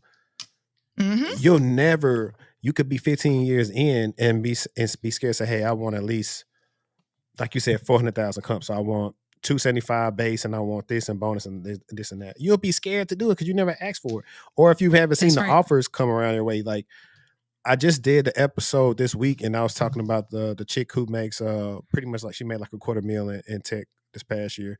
She's of course overemployed, and that number restrains people because some people can't fathom it. I was like, I said, it just depends. Like me being 10 years in now, I get roles that hit me up all the time for money. Especially if you move to finance, like you got to come and say, yeah, we'll give you a base of $250K, probably more. You'll probably come in like 3 days a week. But I was like, the money's out there. It just got to have the right type of skill set. I still tell people to this day, Credit Karma is probably like the biggest number I've seen just from base alone in my inbox. And they was like, yeah, you got to move to Charlotte. But does that skill set come with a certain level, or that job, does it come with a certain level of learning that you think people are not willing to do? Right. Yes. And here's why I say that. Right. We have all of these boot camps out here, no matter what the boot camp is, no matter what the program is, we have all of these boot camps out here that is like, however much they decide to charge. If it's not a lot, if it is a lot, regardless. If it's not a lot, people are going to invest in it because it's not a lot of money. But then when you add, it's not a lot of money, which means thousands of people are going to invest in this because it's not a lot of money. And they're teaching you something where you can increase your salary. Yes. But you're also in competition with all of the people who also decided to invest in this. You then have programs that is in the middle of a boot camp and just short of being an associate's degree, where it's literally like right in there, and they may charge a little bit more, and it may take a little longer for you to learn, but you're developing a skill set that is always going to keep you marketable. And so for you, it's college or not, law school or not, there's a certain level of skill that we were willing to sit and learn for an extended period of time that was not self-paced, that made us like buckle down and actually do it and be held accountable for it, versus someone who is in a program, whether self-paced or not, and they decide to take the discount and hopefully they can land in tech. I think that's for me, it's I'm back and forth, and I'm up in the air with, are you willing to sit for a longer period of time to learn a niche skill set, or do you want a quick fix? Right. I totally agree with that sentiment. I've had that conversation a lot of times, and we talk about how, what's that me and Broadus? Shout out to Live Up in Tech. Y'all probably see the logo here. Oh yeah, I love him. Yeah. We were talking about how people want to make a lot of money, but they're not willing to invest the money in themselves. Like, correct. And then, like you just brought up a commonality between us. You brought up school. You got a JD. I have a master's, and I went back to get my master's after I already was like in tech in general, but it was just something to do because I had nothing to do. But I was willing to go do all those projects and learn that stuff and pay that money. So now it's like when we also talk about what do we have to negotiate with, when they start checking all your accolades amongst people on the team and your years of experience, education, certifications, how well you interview, those are things that they factor in when they're going to make that offer as well. Right. So like you said, again, if you come in there just because you did a program, but yet like they're giving you a shot, and you're trying to negotiate too much, it doesn't really make sense versus what you really know. You may be shooting yourself in the foot. But I definitely agree. Which is why I never talk about how much I make. I never talk about that, because I talk about the increase that I got. Mm-hmm. It's very seldom that I will say what my number actually was, because I don't want people to think that just because there was a big gap in how much my total comp is now, that you can come into big tech and do the exact same thing because I did it. That's not true. Mm-hmm. People out here, their experience is their experience. If they have a unicorn experience, they have a unicorn experience. If they have a common experience, they have a common experience. I just hate for people to see all of us who are talking about it and then think out in your first job in tech, if you make $65,000 to $70,000 a year, I didn't get six figures. And I'm like, but you got a $20,000 increase. Yeah. Or it's beyond me. Yeah. We talked about that like kind of last episodes. I was like, there are people out here, we know like the median income in the country might be like 30, 40,000. So people are trying to scoff at like making 65, 70, 80. I was like, let's be honest here. Like, I want you guys to relax. And like you said, I'm very transparent with my audience. So the episode that's dropping tomorrow is, like I said, what I talked about is money or choosing what you like to do versus making a lot of money. And I told him like how much I walked away from in that other role, because I want you to know, like, the money is not what makes me want to keep doing stuff in my career. I was like, That's right. it could serve as a motivator for a little while, but then what? Like, I was talking about how if you're just chasing the money even early on, job hopping a lot, but not learning anything, how are you going to have questions to map to star and sell yourself in That's bigger right. interviews for more money? You're not going to be able to. You're going to be job hopping to the same job and getting an increase like that, but you're not going to have anything to show that you actually completed in a time. It probably takes 2 to 3 years, unless your job is like more project based and you were just brought in to work on a specific project. It takes a while to gain those skills and show the things that you've done.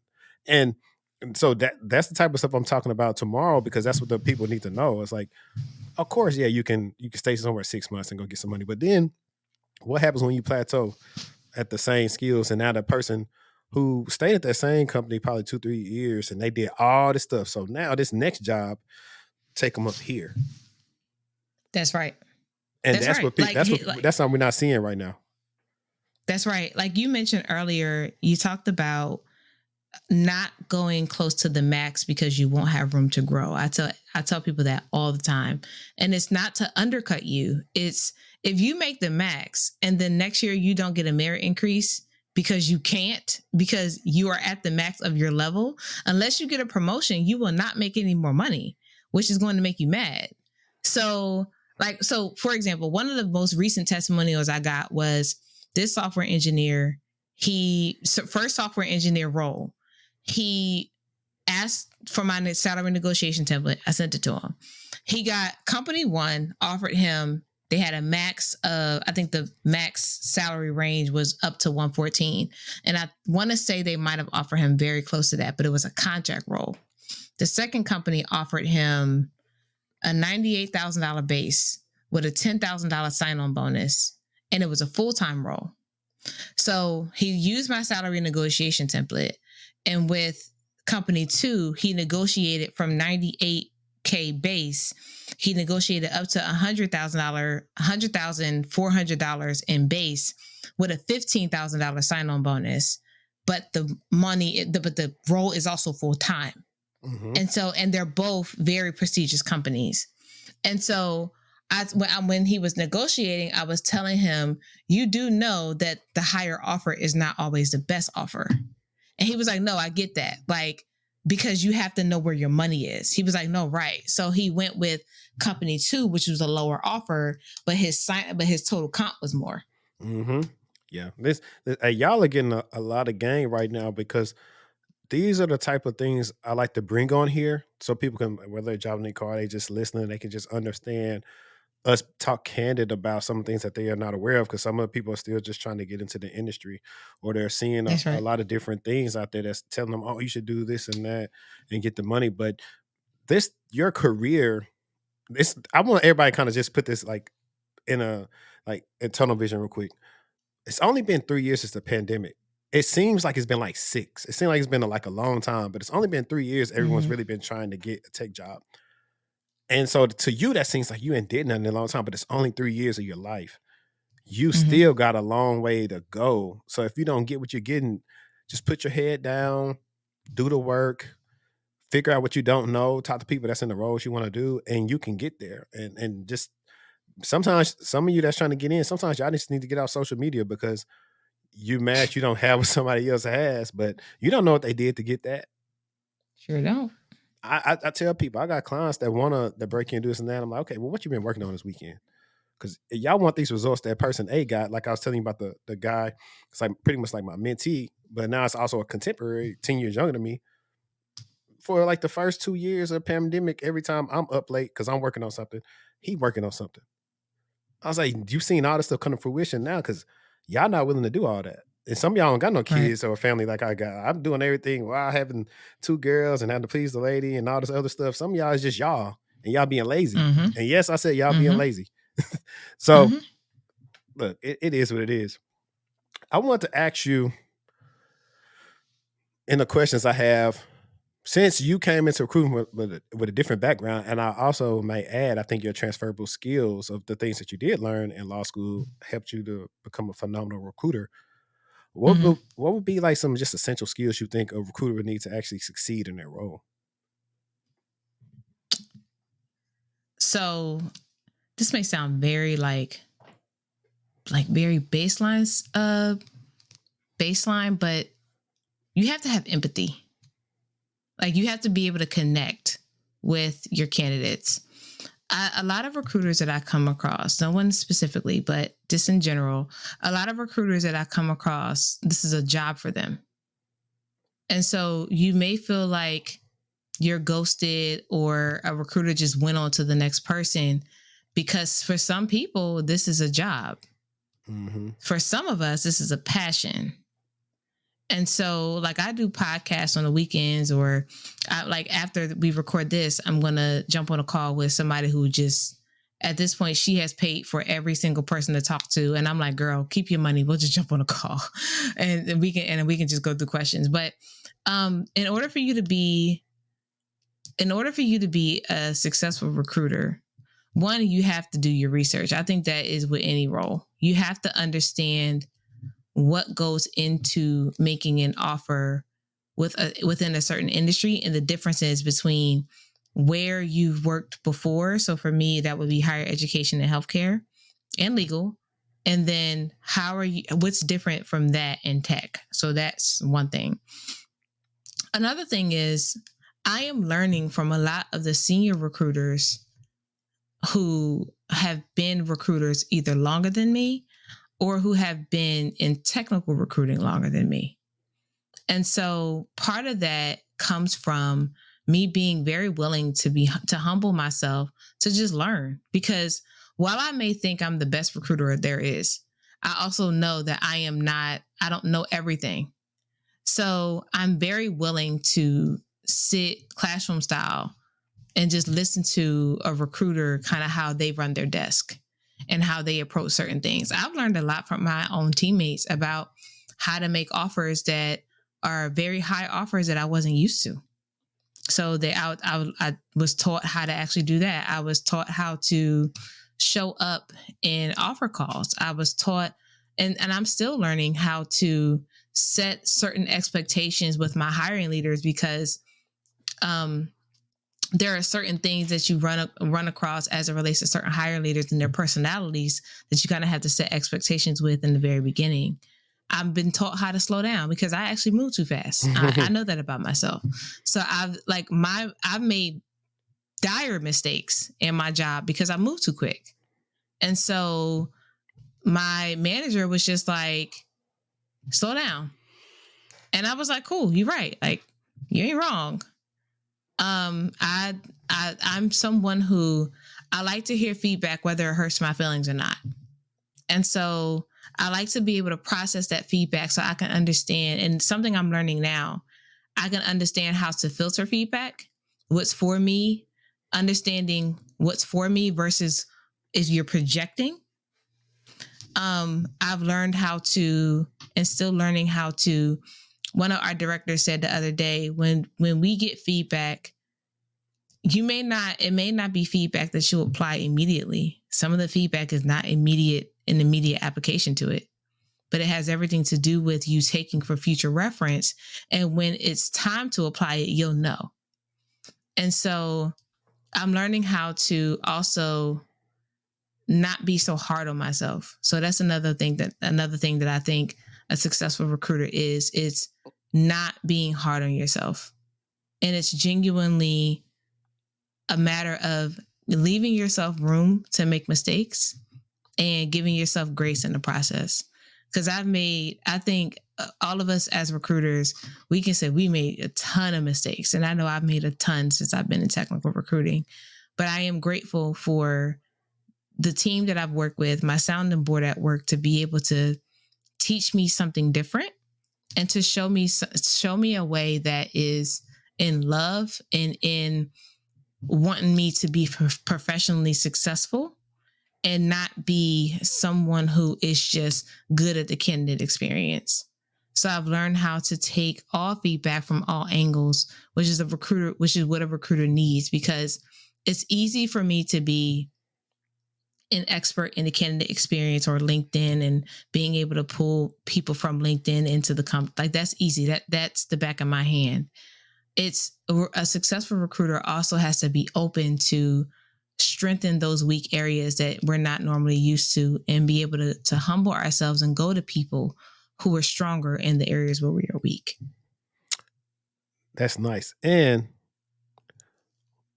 when you were talking about it's just a job for some people and then for everyone else, I want to get on this question I had to ask you, and I must expound on it more. It was like, what's the bad part of recruiting that people don't typically talk about? Because, typical all the podcasts, we're talking about like all the good things and the fun things. People change their lives. But how does it feel when that candidate you really want to nab doesn't accept that offer? How does that feel? So when I first got an offer that a candidate turned down, it felt like, how long is it going to take me to land for the hiring leader to choose somebody else? Have they already chosen their number two person? So what it feels like, honestly, is at first it felt like a defeat. Now, if anything now for me, it feels like I understand. Like I just understand because I have to. But again, I work for a company that understands. Like, I have never met a bunch of people who just understand. And those people genuinely like, yep, I've been through that. Yep, I've gone through that too. And anything that I've had to overcome, any challenge I've had to overcome, I have a sounding board at work that I can go to that's like, yeah, girl, I feel you. And if they don't, they give me a different perspective and help me kind of see a difference in it. So when I've gotten a candidate that will turn down an offer, one of the first instincts I do is I go, this is a great offer. I'm not an engineer. This is amazing. On the other hand, I think they're engineers though. So they know for them what's a great offer and what's not. So at first it was a defeat, but now it comes across as more of you can see it coming. If you pay attention, you can see when the candidate is going to turn it down. Really? What did they just start responding to you, or? No, it's not that. It's if we already have their salary expectation and I know that the salary I'm about to offer ain't even touching their salary expectation, I understand that either I'm going to have to get some approvals and do some salary negotiations, or I just know that they're not going to accept the offer. And I'll actually tell my hiring leader up front. Like, I actually did that the other day. I told my hiring leader, like, dog, and honestly, that's how sometimes, depending on the hiring leader, that's how I talk to him. I'll be like, all right, dog, listen. There are certain things that I can tell after either speaking to the candidate or reading the notes that, like I said the other day, hiring leader, this candidate, if you don't offer them this, he's not going to accept this offer. And so, and I had a conversation with him and had to advocate for the candidate because also too, with depending on how you interview, can in any company, honestly, can depend on what level they think you should go into, because you're now showcasing your skill set in the interview. And so I had to advocate, like, if you don't make this offer, this number to him, you're going to lose him. And I immediately knew that. And that could be anywhere between the difference in salary. It can be the difference in And like if they're going to make a salary increase with our offer, it's also going to depend on if that candidate has a compete offer. So if a candidate has a compete offer and it very much exceeds our offer, I always tell my hire leader, so you do know this compete offer is $30,000-$40,000 over us. They're not going to accept this. So you can kind of pick up. You have to turn into that, from recruiter to consultant, turn into that consultant for your hire leader to understand this is what we're up against. And for someone who looks at the market because I have to, then you're going to have to come up, or you just going to have to be okay with losing this candidate. And so I've said, are you okay with losing this candidate? If they say yes, I make the offer and we'll see what happens. If they say no, I say, all right, before I talk to the candidate, you need to come up. So what can we do? And we'll talk about it. Yeah. Cool. I was actually going to ask you something funny when you was talking about single mom and parents. Like, had somebody ever negotiated? It was like, all right, bet. Can y'all pay daycare? Can y'all pay daycare costs or something? Like, no, I haven't heard anyone say specifically, like, can they pay daycare costs? But I have had candidates where, like, if their significant other is on disability, or if they are, because essentially if you're the only person bringing in money, then I don't mean to equate it as being a single parent, but you're a single income household. And so, so I've had people where I've had to leverage a sign-on bonus a little bit with the idea that this may be a single income household with both parents and then however many kids they have, or conversations about, like, if you have a dependent in another way, if you're a caretaker, like I said, if you're a single mom, I try to factor all of that in whenever I need to go up in sign-on bonus or stock option, to understand that we do care. And in order for it to work and make sense, we may have to come up a little bit. Yeah. Hey, listen, I've said that before. I'm the only person that works. My kids don't go to daycare. Their mom watches them. So one time a recruiter was like, yo, so I don't care why you want to, like, look for another opportunity, but if they were to ask me, like, why would you say? I was like, well, shoot, inflation, and I'm trying to take care of my family. That was good enough for him. And they submitted me. I just like, I don't know what you want me to tell you. It was like, I'm the only person at work. Yeah. So, if anybody, but that's can't how you know the company that, prioritizes you. Right. Now let's talk about some stuff. Right, we're all on LinkedIn. I just want to give you those clapping hands for your 100K followers on LinkedIn. Yeah, guys, she got 100K. I only got a measly like 20. 100K. Y'all be killing That's it though, not man. Measly. The people say that, like, I asked somebody, they were talking to me in my my messages. I was like, I can't believe I'm talking to a celebrity. You got 20,000 followers. I say, I'm just a regular person. Like, people actually say that to me though sometimes. Like, I can't believe you like responding to me. I said, I respond to everybody as long as you're not in here talking foolishness. I get that all the time in my messages. Like, if you're saying stupid stuff, I'm not gonna respond to you. Or sometimes people reach out to me and say, hey, are you hiring? I need a job. I said, what told you about I was hired? I never said I was hired ever on this profile. Or they'll just rush and ask me something about getting in security operations without even saying hi, and I'll be like, okay, set up a consultation. Yeah, I've had to tell people that. Like, I've had to put up posts that say, y'all, I understand y'all need a job, but y'all can at least say hi. Hello. Yeah. Greet That's me, one of the things. Something. The simple things I tell clients, whether it's going to, I tell them, like, when we're doing interviews, I'm like, hey, look, they might not reciprocate it, but if you want to start it off, let's start off like you was dating. Tell somebody, thank you for taking your time out to meet with me. My name is so-and-so, yada, yada, yada. Don't just get to talking about yourself. Kind of just introduce yourself first and thank them for being there, because everybody's busy.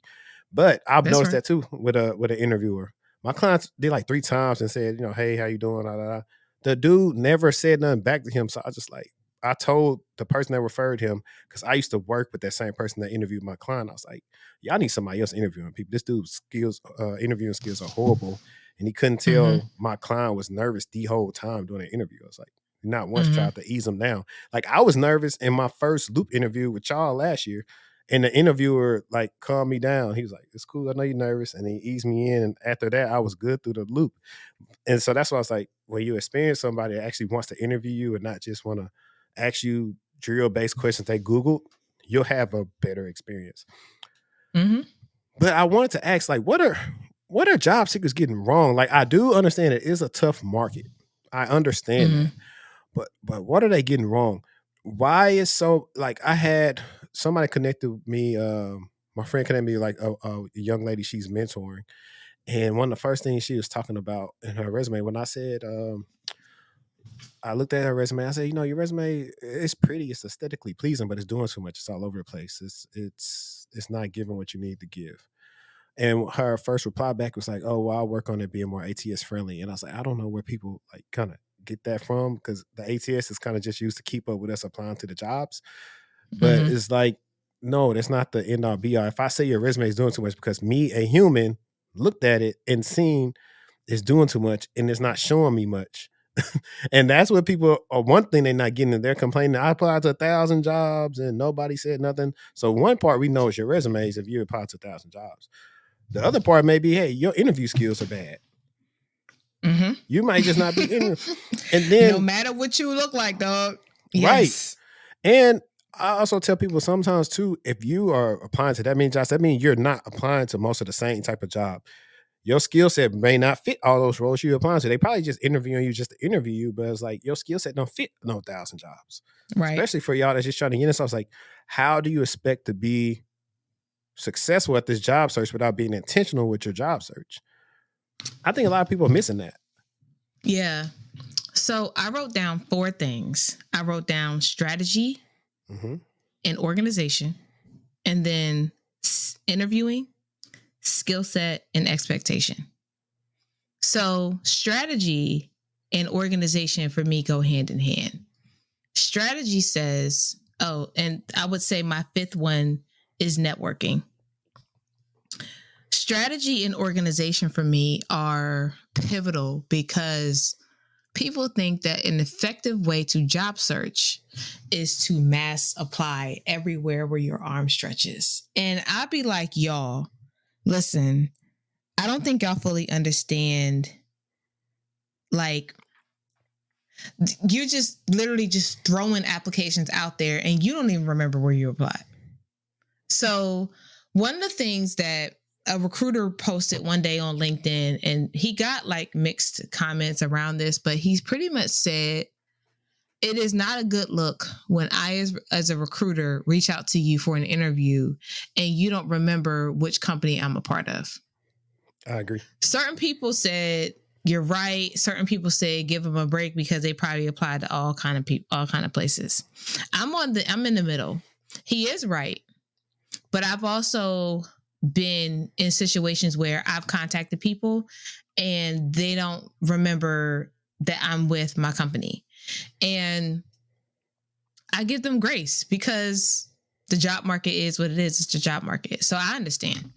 So strategy and organization tells me that you mass applying and you not landing anywhere, which means you don't have a plan to how you're applying, which probably means you're going to result in frustration. You're going to result in frustration anyway, but you're going to result faster in frustration when you don't have a plan, strategy, and you're not organized. So a strategy for me means, and I actually recently had someone do exactly what I did.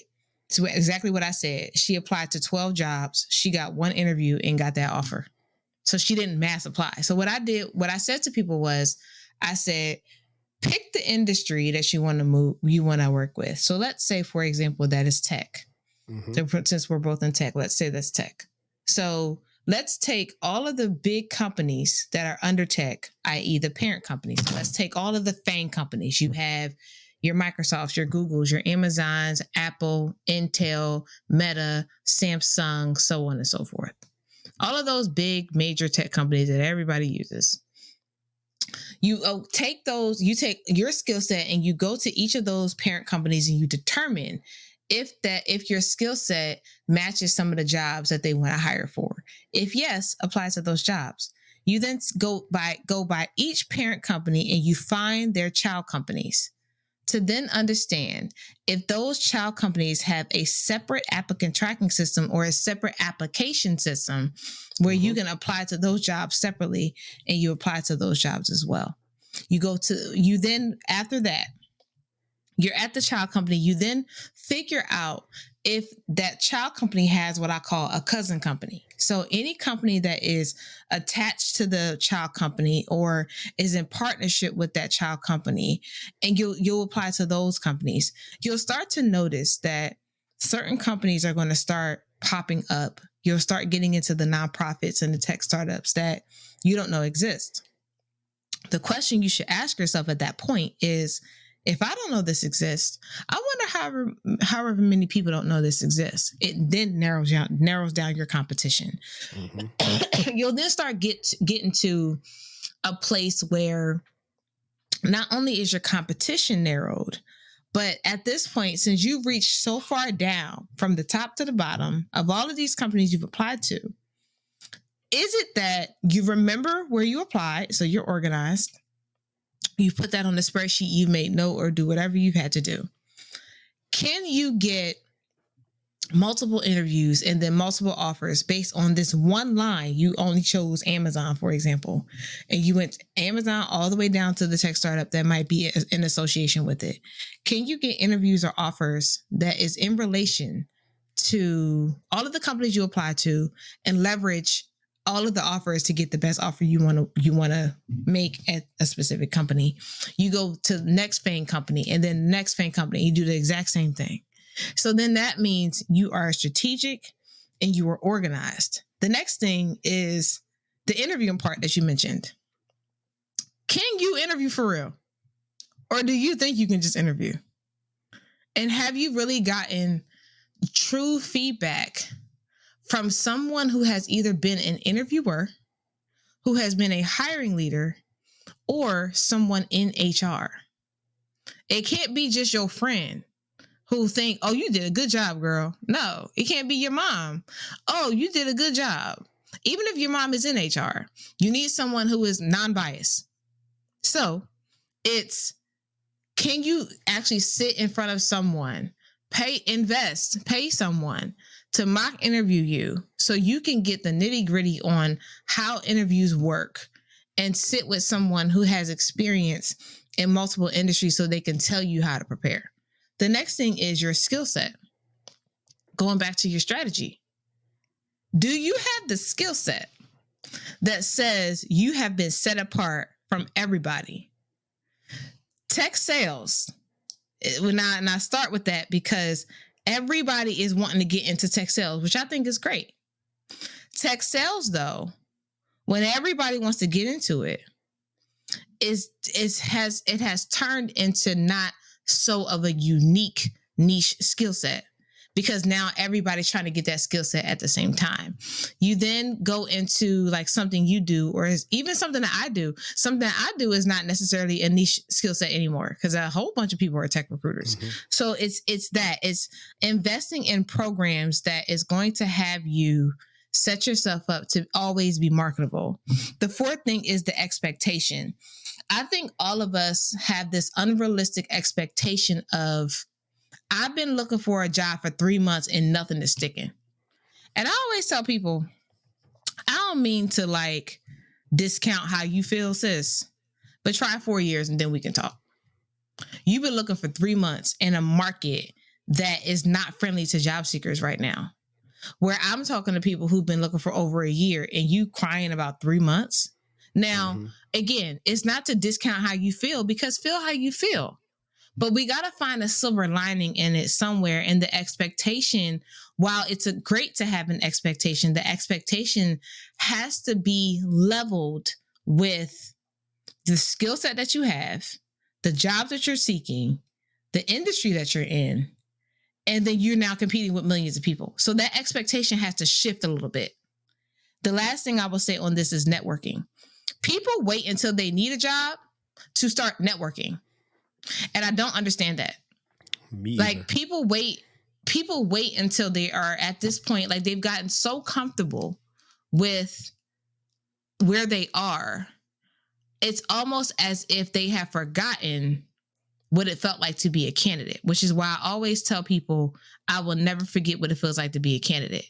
So even if I don't need a job right now, I am always networking. I am always staying ahead of whatever I need to be. I'm always helping people, because if I'm ever in a position where I need help, I will hope people move heaven and earth to help me like I've done for others. So it's all of those things for me goes into what job seekers may be doing right and or wrong or indifferent to set themselves up for success.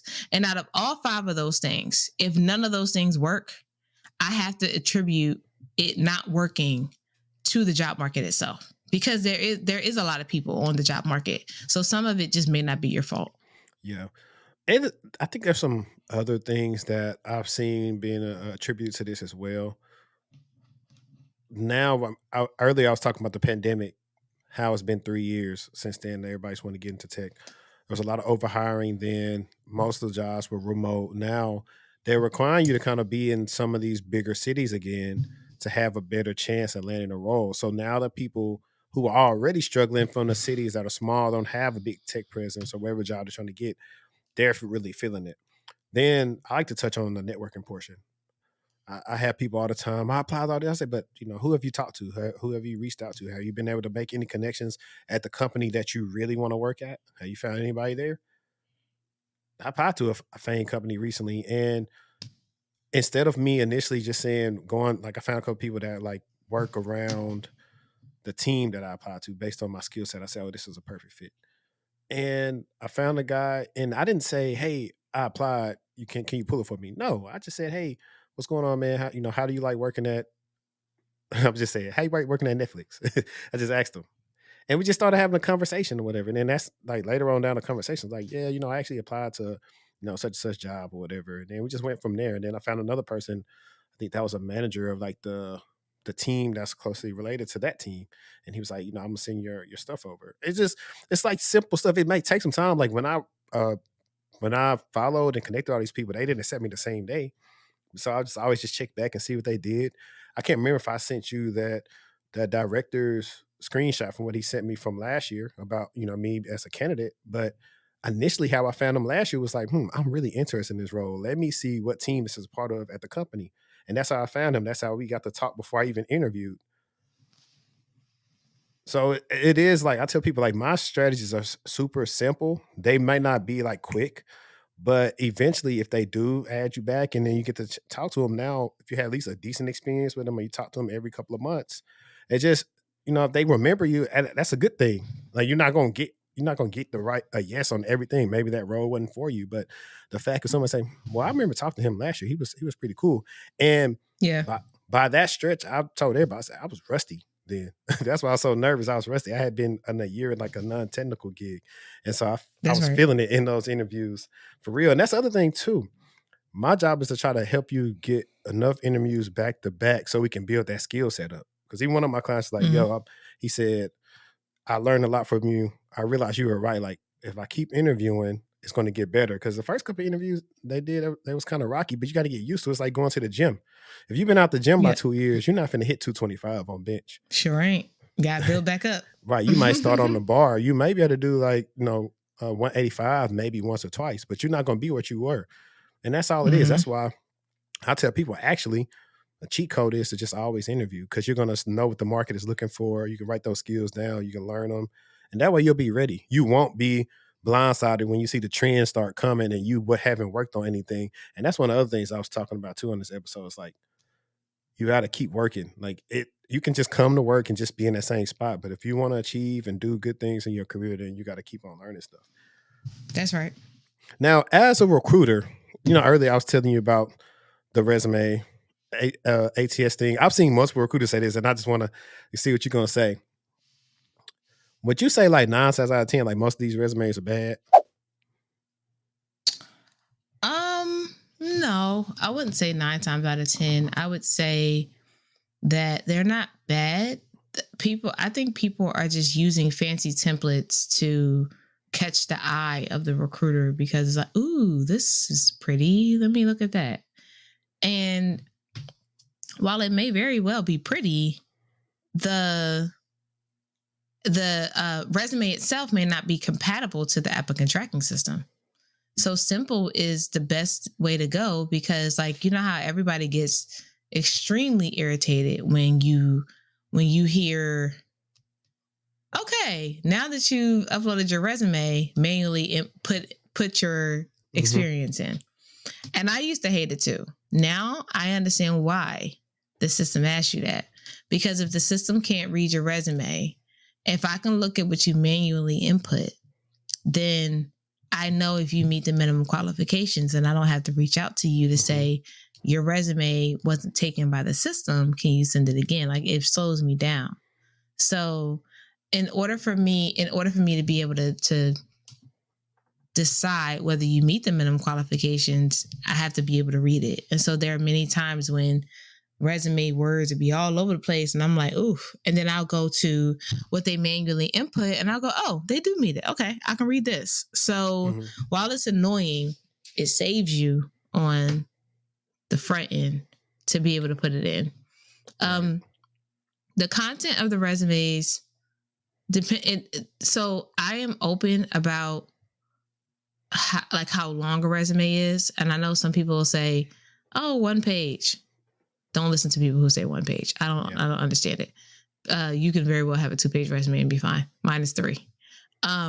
So there are some people who will say 1 page, but I've also seen CVs that's a bunch of pages. Right. And part of that has to do, and part of that has to do with your culture too. If you come from another country, most of the time those CVs are very long. And so I've seen 20-page CVs before, and they're extremely long. And then I've seen resumes that 2 and 3 pages and everything is good. So it just kind of depends on what you say, like how you organize your resume, and then what you say. Because if you don't have something specific that a hiring leader is looking for on a resume, but you say that you have that skill, I don't know if you have that skill because it's not here. Right. And it's hard when you want us to read between the lines, but I can't read something that's not there. And on a resume, you can't read in between the lines. Like if it's not there, you don't have the skill. So I've had people like one of the questions that one of the topics that you and I talked about, we haven't gotten to it yet, but I'll bring it up now. We talked about before we set a date to do this recording, you said that we both have different opinions on applying to a role you don't meet 100% of the minimum qualifications for. And for me, I am not the recruiter who is going to tell you, oh, apply anyway. Not doing that. Now, if you apply, does it mean you can still get hired? Of course. I've seen many people who get hired into a role that they don't meet 100% of the qualifications for, and they're still hired. For me, it's, do you meet 100% of the basic minimum qualifications, not the preferred? The preferred, you don't have to meet all of those, but the basic minimum qualifications, do you meet all those? And the reason for me saying I wouldn't advise you to apply, it's not that you still can't get hired. It goes to the legal ramifications of what if someone decides to sue a company, which has happened, sue a company because they meet all minimum qualifications, but the person you hired does not meet all the minimum qualifications. For everybody who touched that requisition, how do you explain hiring someone who is underqualified based on what's written in that job description over someone who is overqualified or who is qualified?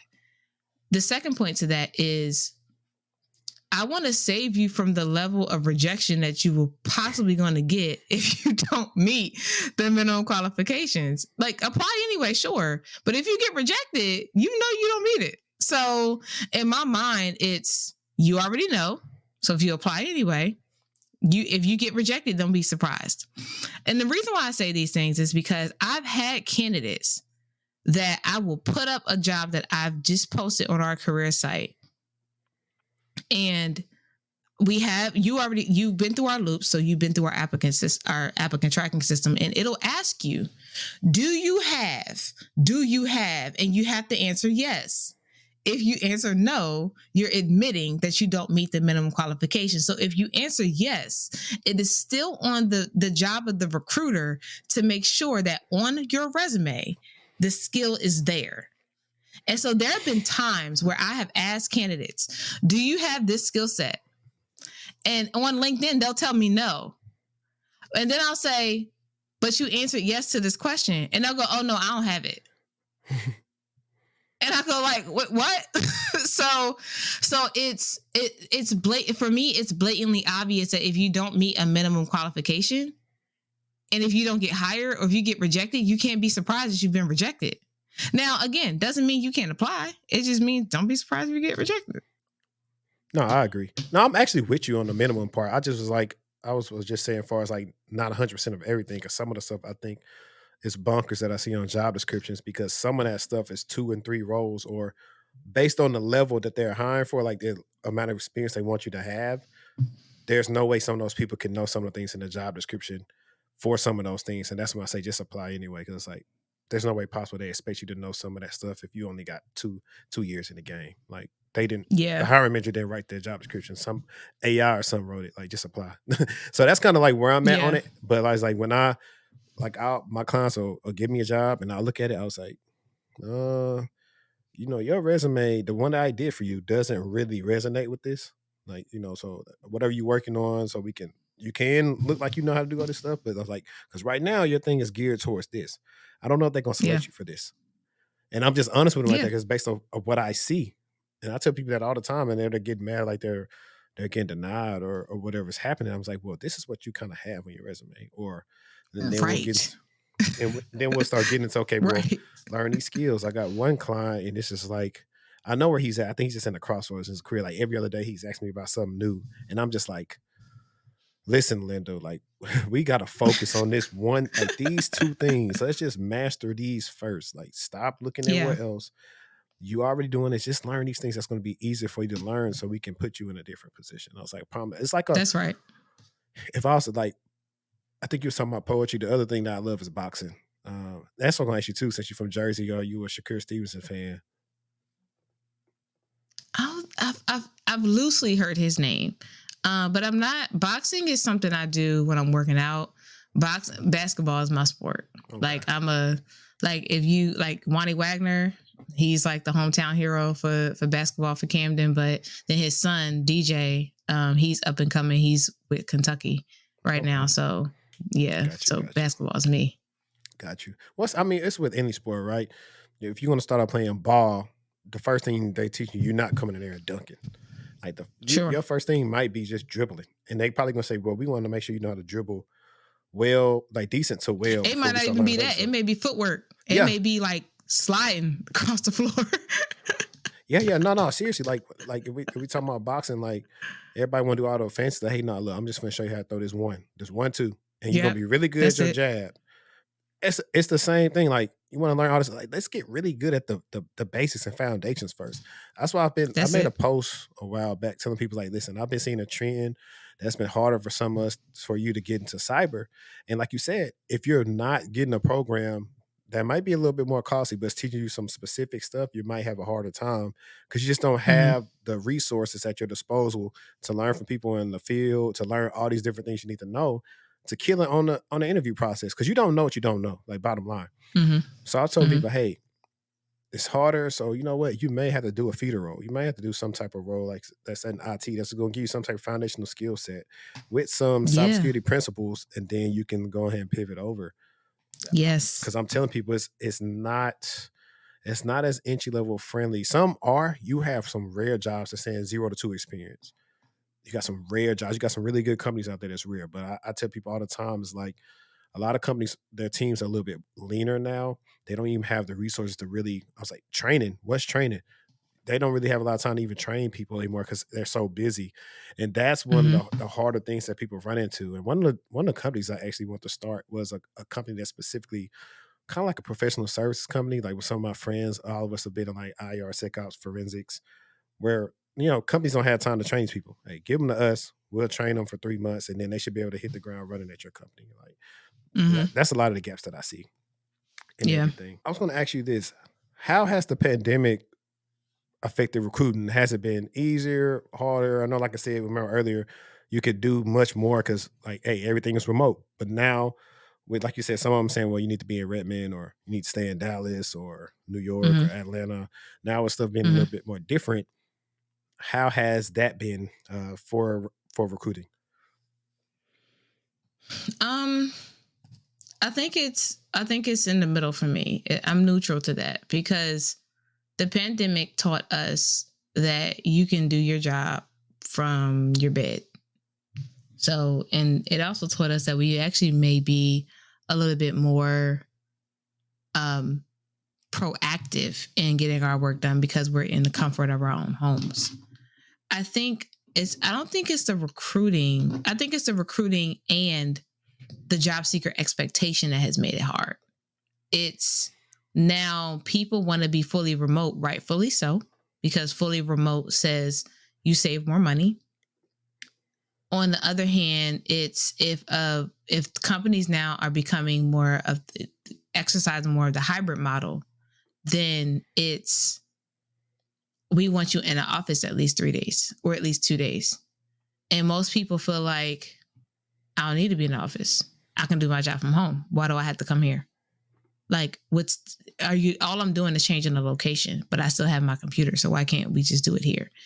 And I think that it's made it harder because most people's expectation of working 100% work from home have the expectation without the skill set to do so. So it's that they want to work 100% work from home, again, rightfully so. But if you don't have experience in an industry or in a position and you have competition and that competition does not want to work or does not want to come into the office and you're willing to come to the office, you may be chosen over the person who is not willing to come to the office. And it's almost like everybody wants their cake and eat it too. Everybody want to make $100,000. Everybody wants to work from home. Everybody wants work-life flexibility. All of those things are very needed for all of us to be successful. But there has to be a give somewhere to me and a job seeker. And that give is if the office is 15, 20 minutes away from your house and you can get there without no problem, go to the office. If the office is 45 minutes to an hour, all right, we talking about something. We talking about like, that's a little bit of a ways to do back and forth every single day when you got a family, you in traffic, like that. I can understand that. For me, it's the compromise on both ends. It's the compromise on getting our companies as a whole in general and getting companies to have to be a little bit more flexible in letting people work from home. But then job seekers understanding that if they absolutely want you to come into the office 1 to 2 days out of the week, do that.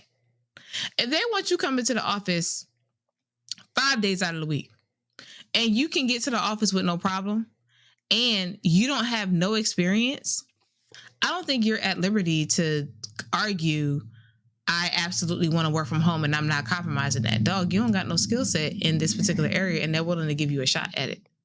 Boom. So I do think like at some point you got to go with it until you get the skill set to where you can call the shots and you say either you hire me from where I am or I'm going to just go to the next company. I agree. And here's, I think, why I asked you about the daycare, right? I had the liberty for working for JP Morgan about like 6 months last year. And one thing that I did notice that they had that was cool about their campus out here in Plano is they had a daycare. So I see people, it's like a really nice daycare. They're bringing their kids there. So they're right there. Because I think about sometimes you have like single mothers or we just say single parents who don't have, it's a blessing for them to be remote because the kid stays at home with them. They don't have to pay that extra money for daycare. Now, sometimes if it goes with the hybrid, it's okay, what do I do with my child? Am I able to bring them here? Do we have? So I think that's like one of those things, that come into play with people that have kids like before they're actually school aged. Because for some people who don't have kids, you could be paying apartment rent for your child to be in daycare per month. Yeah. So if you can save that, please believe I understand why you would want to save it. I definitely understand that. Yeah. Now, here's like to wrap it up. I want to ask because I was brilliant. I almost thought we was having at a Sunday service when you had your notes out with the 5 questions about strategy, organization. You probably wrote this out too, but what are 3 or 5 things that you would like to leave our listeners and our audience with from this conversation, or just about anything in life in general? Yeah. So I want to start with one of the questions that you didn't ask me that's on here, but and part of that is because our conversation just didn't allude to it, or I jumped over it. You asked on here. You put, how did Recruiter Cousin become about? Like the name itself. And one of the things I always told myself was I wanted a big following on social media. It had nothing to do with the amount of people following me, but everything to do with the partnerships that come with the people who follow you. And it's not a matter of you just taking any old partnership either. It's you, whatever company you decide to take the partnership with, do you believe in the product itself? If it were me, would I use or invest in this particular product? If yes, then you go on with the partnership. One of the things that Recruiter Cousin has done for me is I've been able, like I said before, I've been able to marry my motivational speaking and spoken word with my job and being able to motivate job seekers and all of that. What Recruiter Cousin, how Recruiter Cousin was birthed was out of a need of, I am a recruiter, yes, but I also want you to feel like family when you're talking to me. So cousin. I want, like, first thing, the easiest thing for us to do when we want to call each other family is either sis, bro, or cuz. So I chose cousin because cousin makes us close enough and far enough to where if you need anything from me, you can go to your cousin. Right. And so that's where Recruiter Cousin came along. I want people to be able, first thing I would leave you with is be able to make a name for yourself. It could be your first name. It don't have to be a brand, but I mean, who you are is a brand. So one thing I would say is you should be so good at what you do that your name enters a room before you do. I say that all the time.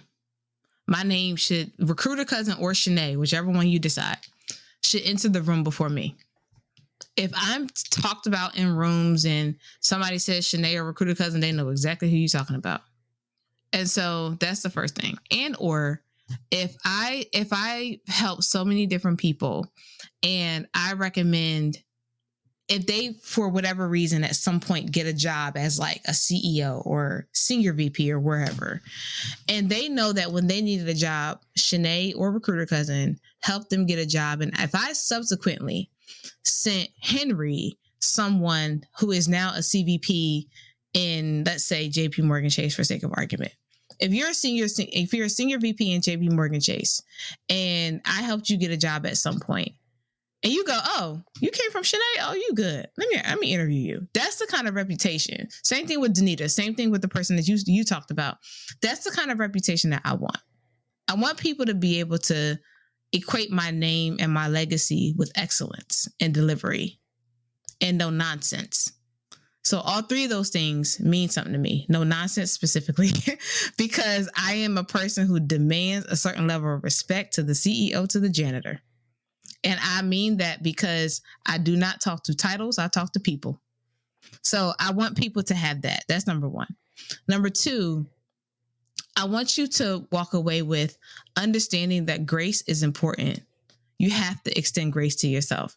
That's something that I learn every single day. I understand that I'm not perfect. I work on my clarity a lot when I'm speaking.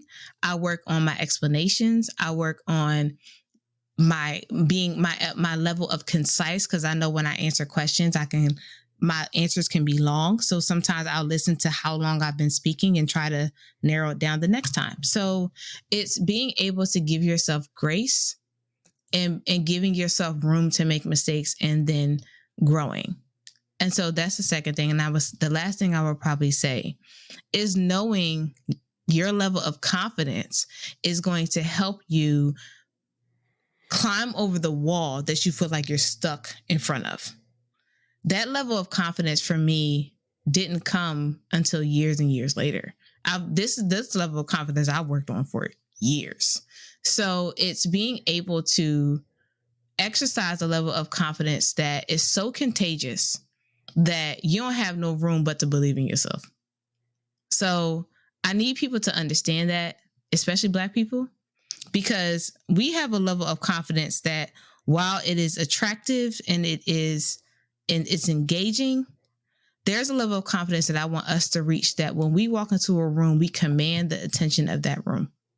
And if you are intimidated by that, that is an insecurity that you have to nurse, dog.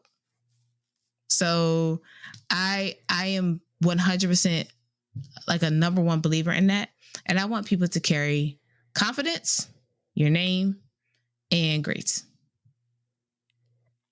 Nice. She's blessed y'all. She's blessed me. She showed me stuff through this whole conversation. And the reason why I didn't get a chance to ask some of the questions, like we were just going and flowing, and so I was trying not to interject all the different questions and ask like the different things. So it's just like, because I'm looking, I was like, dang, we had two. Like we had it my way. Well, the kids are quiet. I don't know what they're doing. But I know sometimes they've been in there with their mom and she's like, are you done? Yeah, I've been in here with them for 2 hours and or whatever. So that's why I kept on looking at the time. I was like, I don't want to hold her all day. Because me, I can pod. Look, if I had a 3-4 hour pod, I'll let it go. But I also want to be mindful of it being Sunday and you want to be with your fam and doing everything like that. But I know I really appreciate you for stopping through. I know they're going to appreciate it. Can you also tell the listeners and the audience how they can, find you on social media? Yeah, sure. So you can go on LinkedIn, type in Chenae. Last name is Erkerd, Erkerd. If you put those two names together, only I'm going to pop up because my mom gave me a name that can't nobody spell. And my husband gave me a name can't nobody say or spell. So those two names are really unique. So here we are. And then you can find me on Instagram, TikTok, and I don't know if y'all use Fanbase, but I use Fanbase. Fanbase at Recruiter Cousin. So all of those are at Recruiter Cousin, and then YouTube at Recruiter Cousin Consulting. Okay, cool. When you start saying CH, I start thinking about they call me USHEO. RAYM. I thought about that. I was like, I'm so goofy. Man, but no, it's been another episode of Textual Talk, man. I appreciate y'all for rocking with us. And like I always say, let's stay textual. We out. Until next time, peace. Y'all have a good one.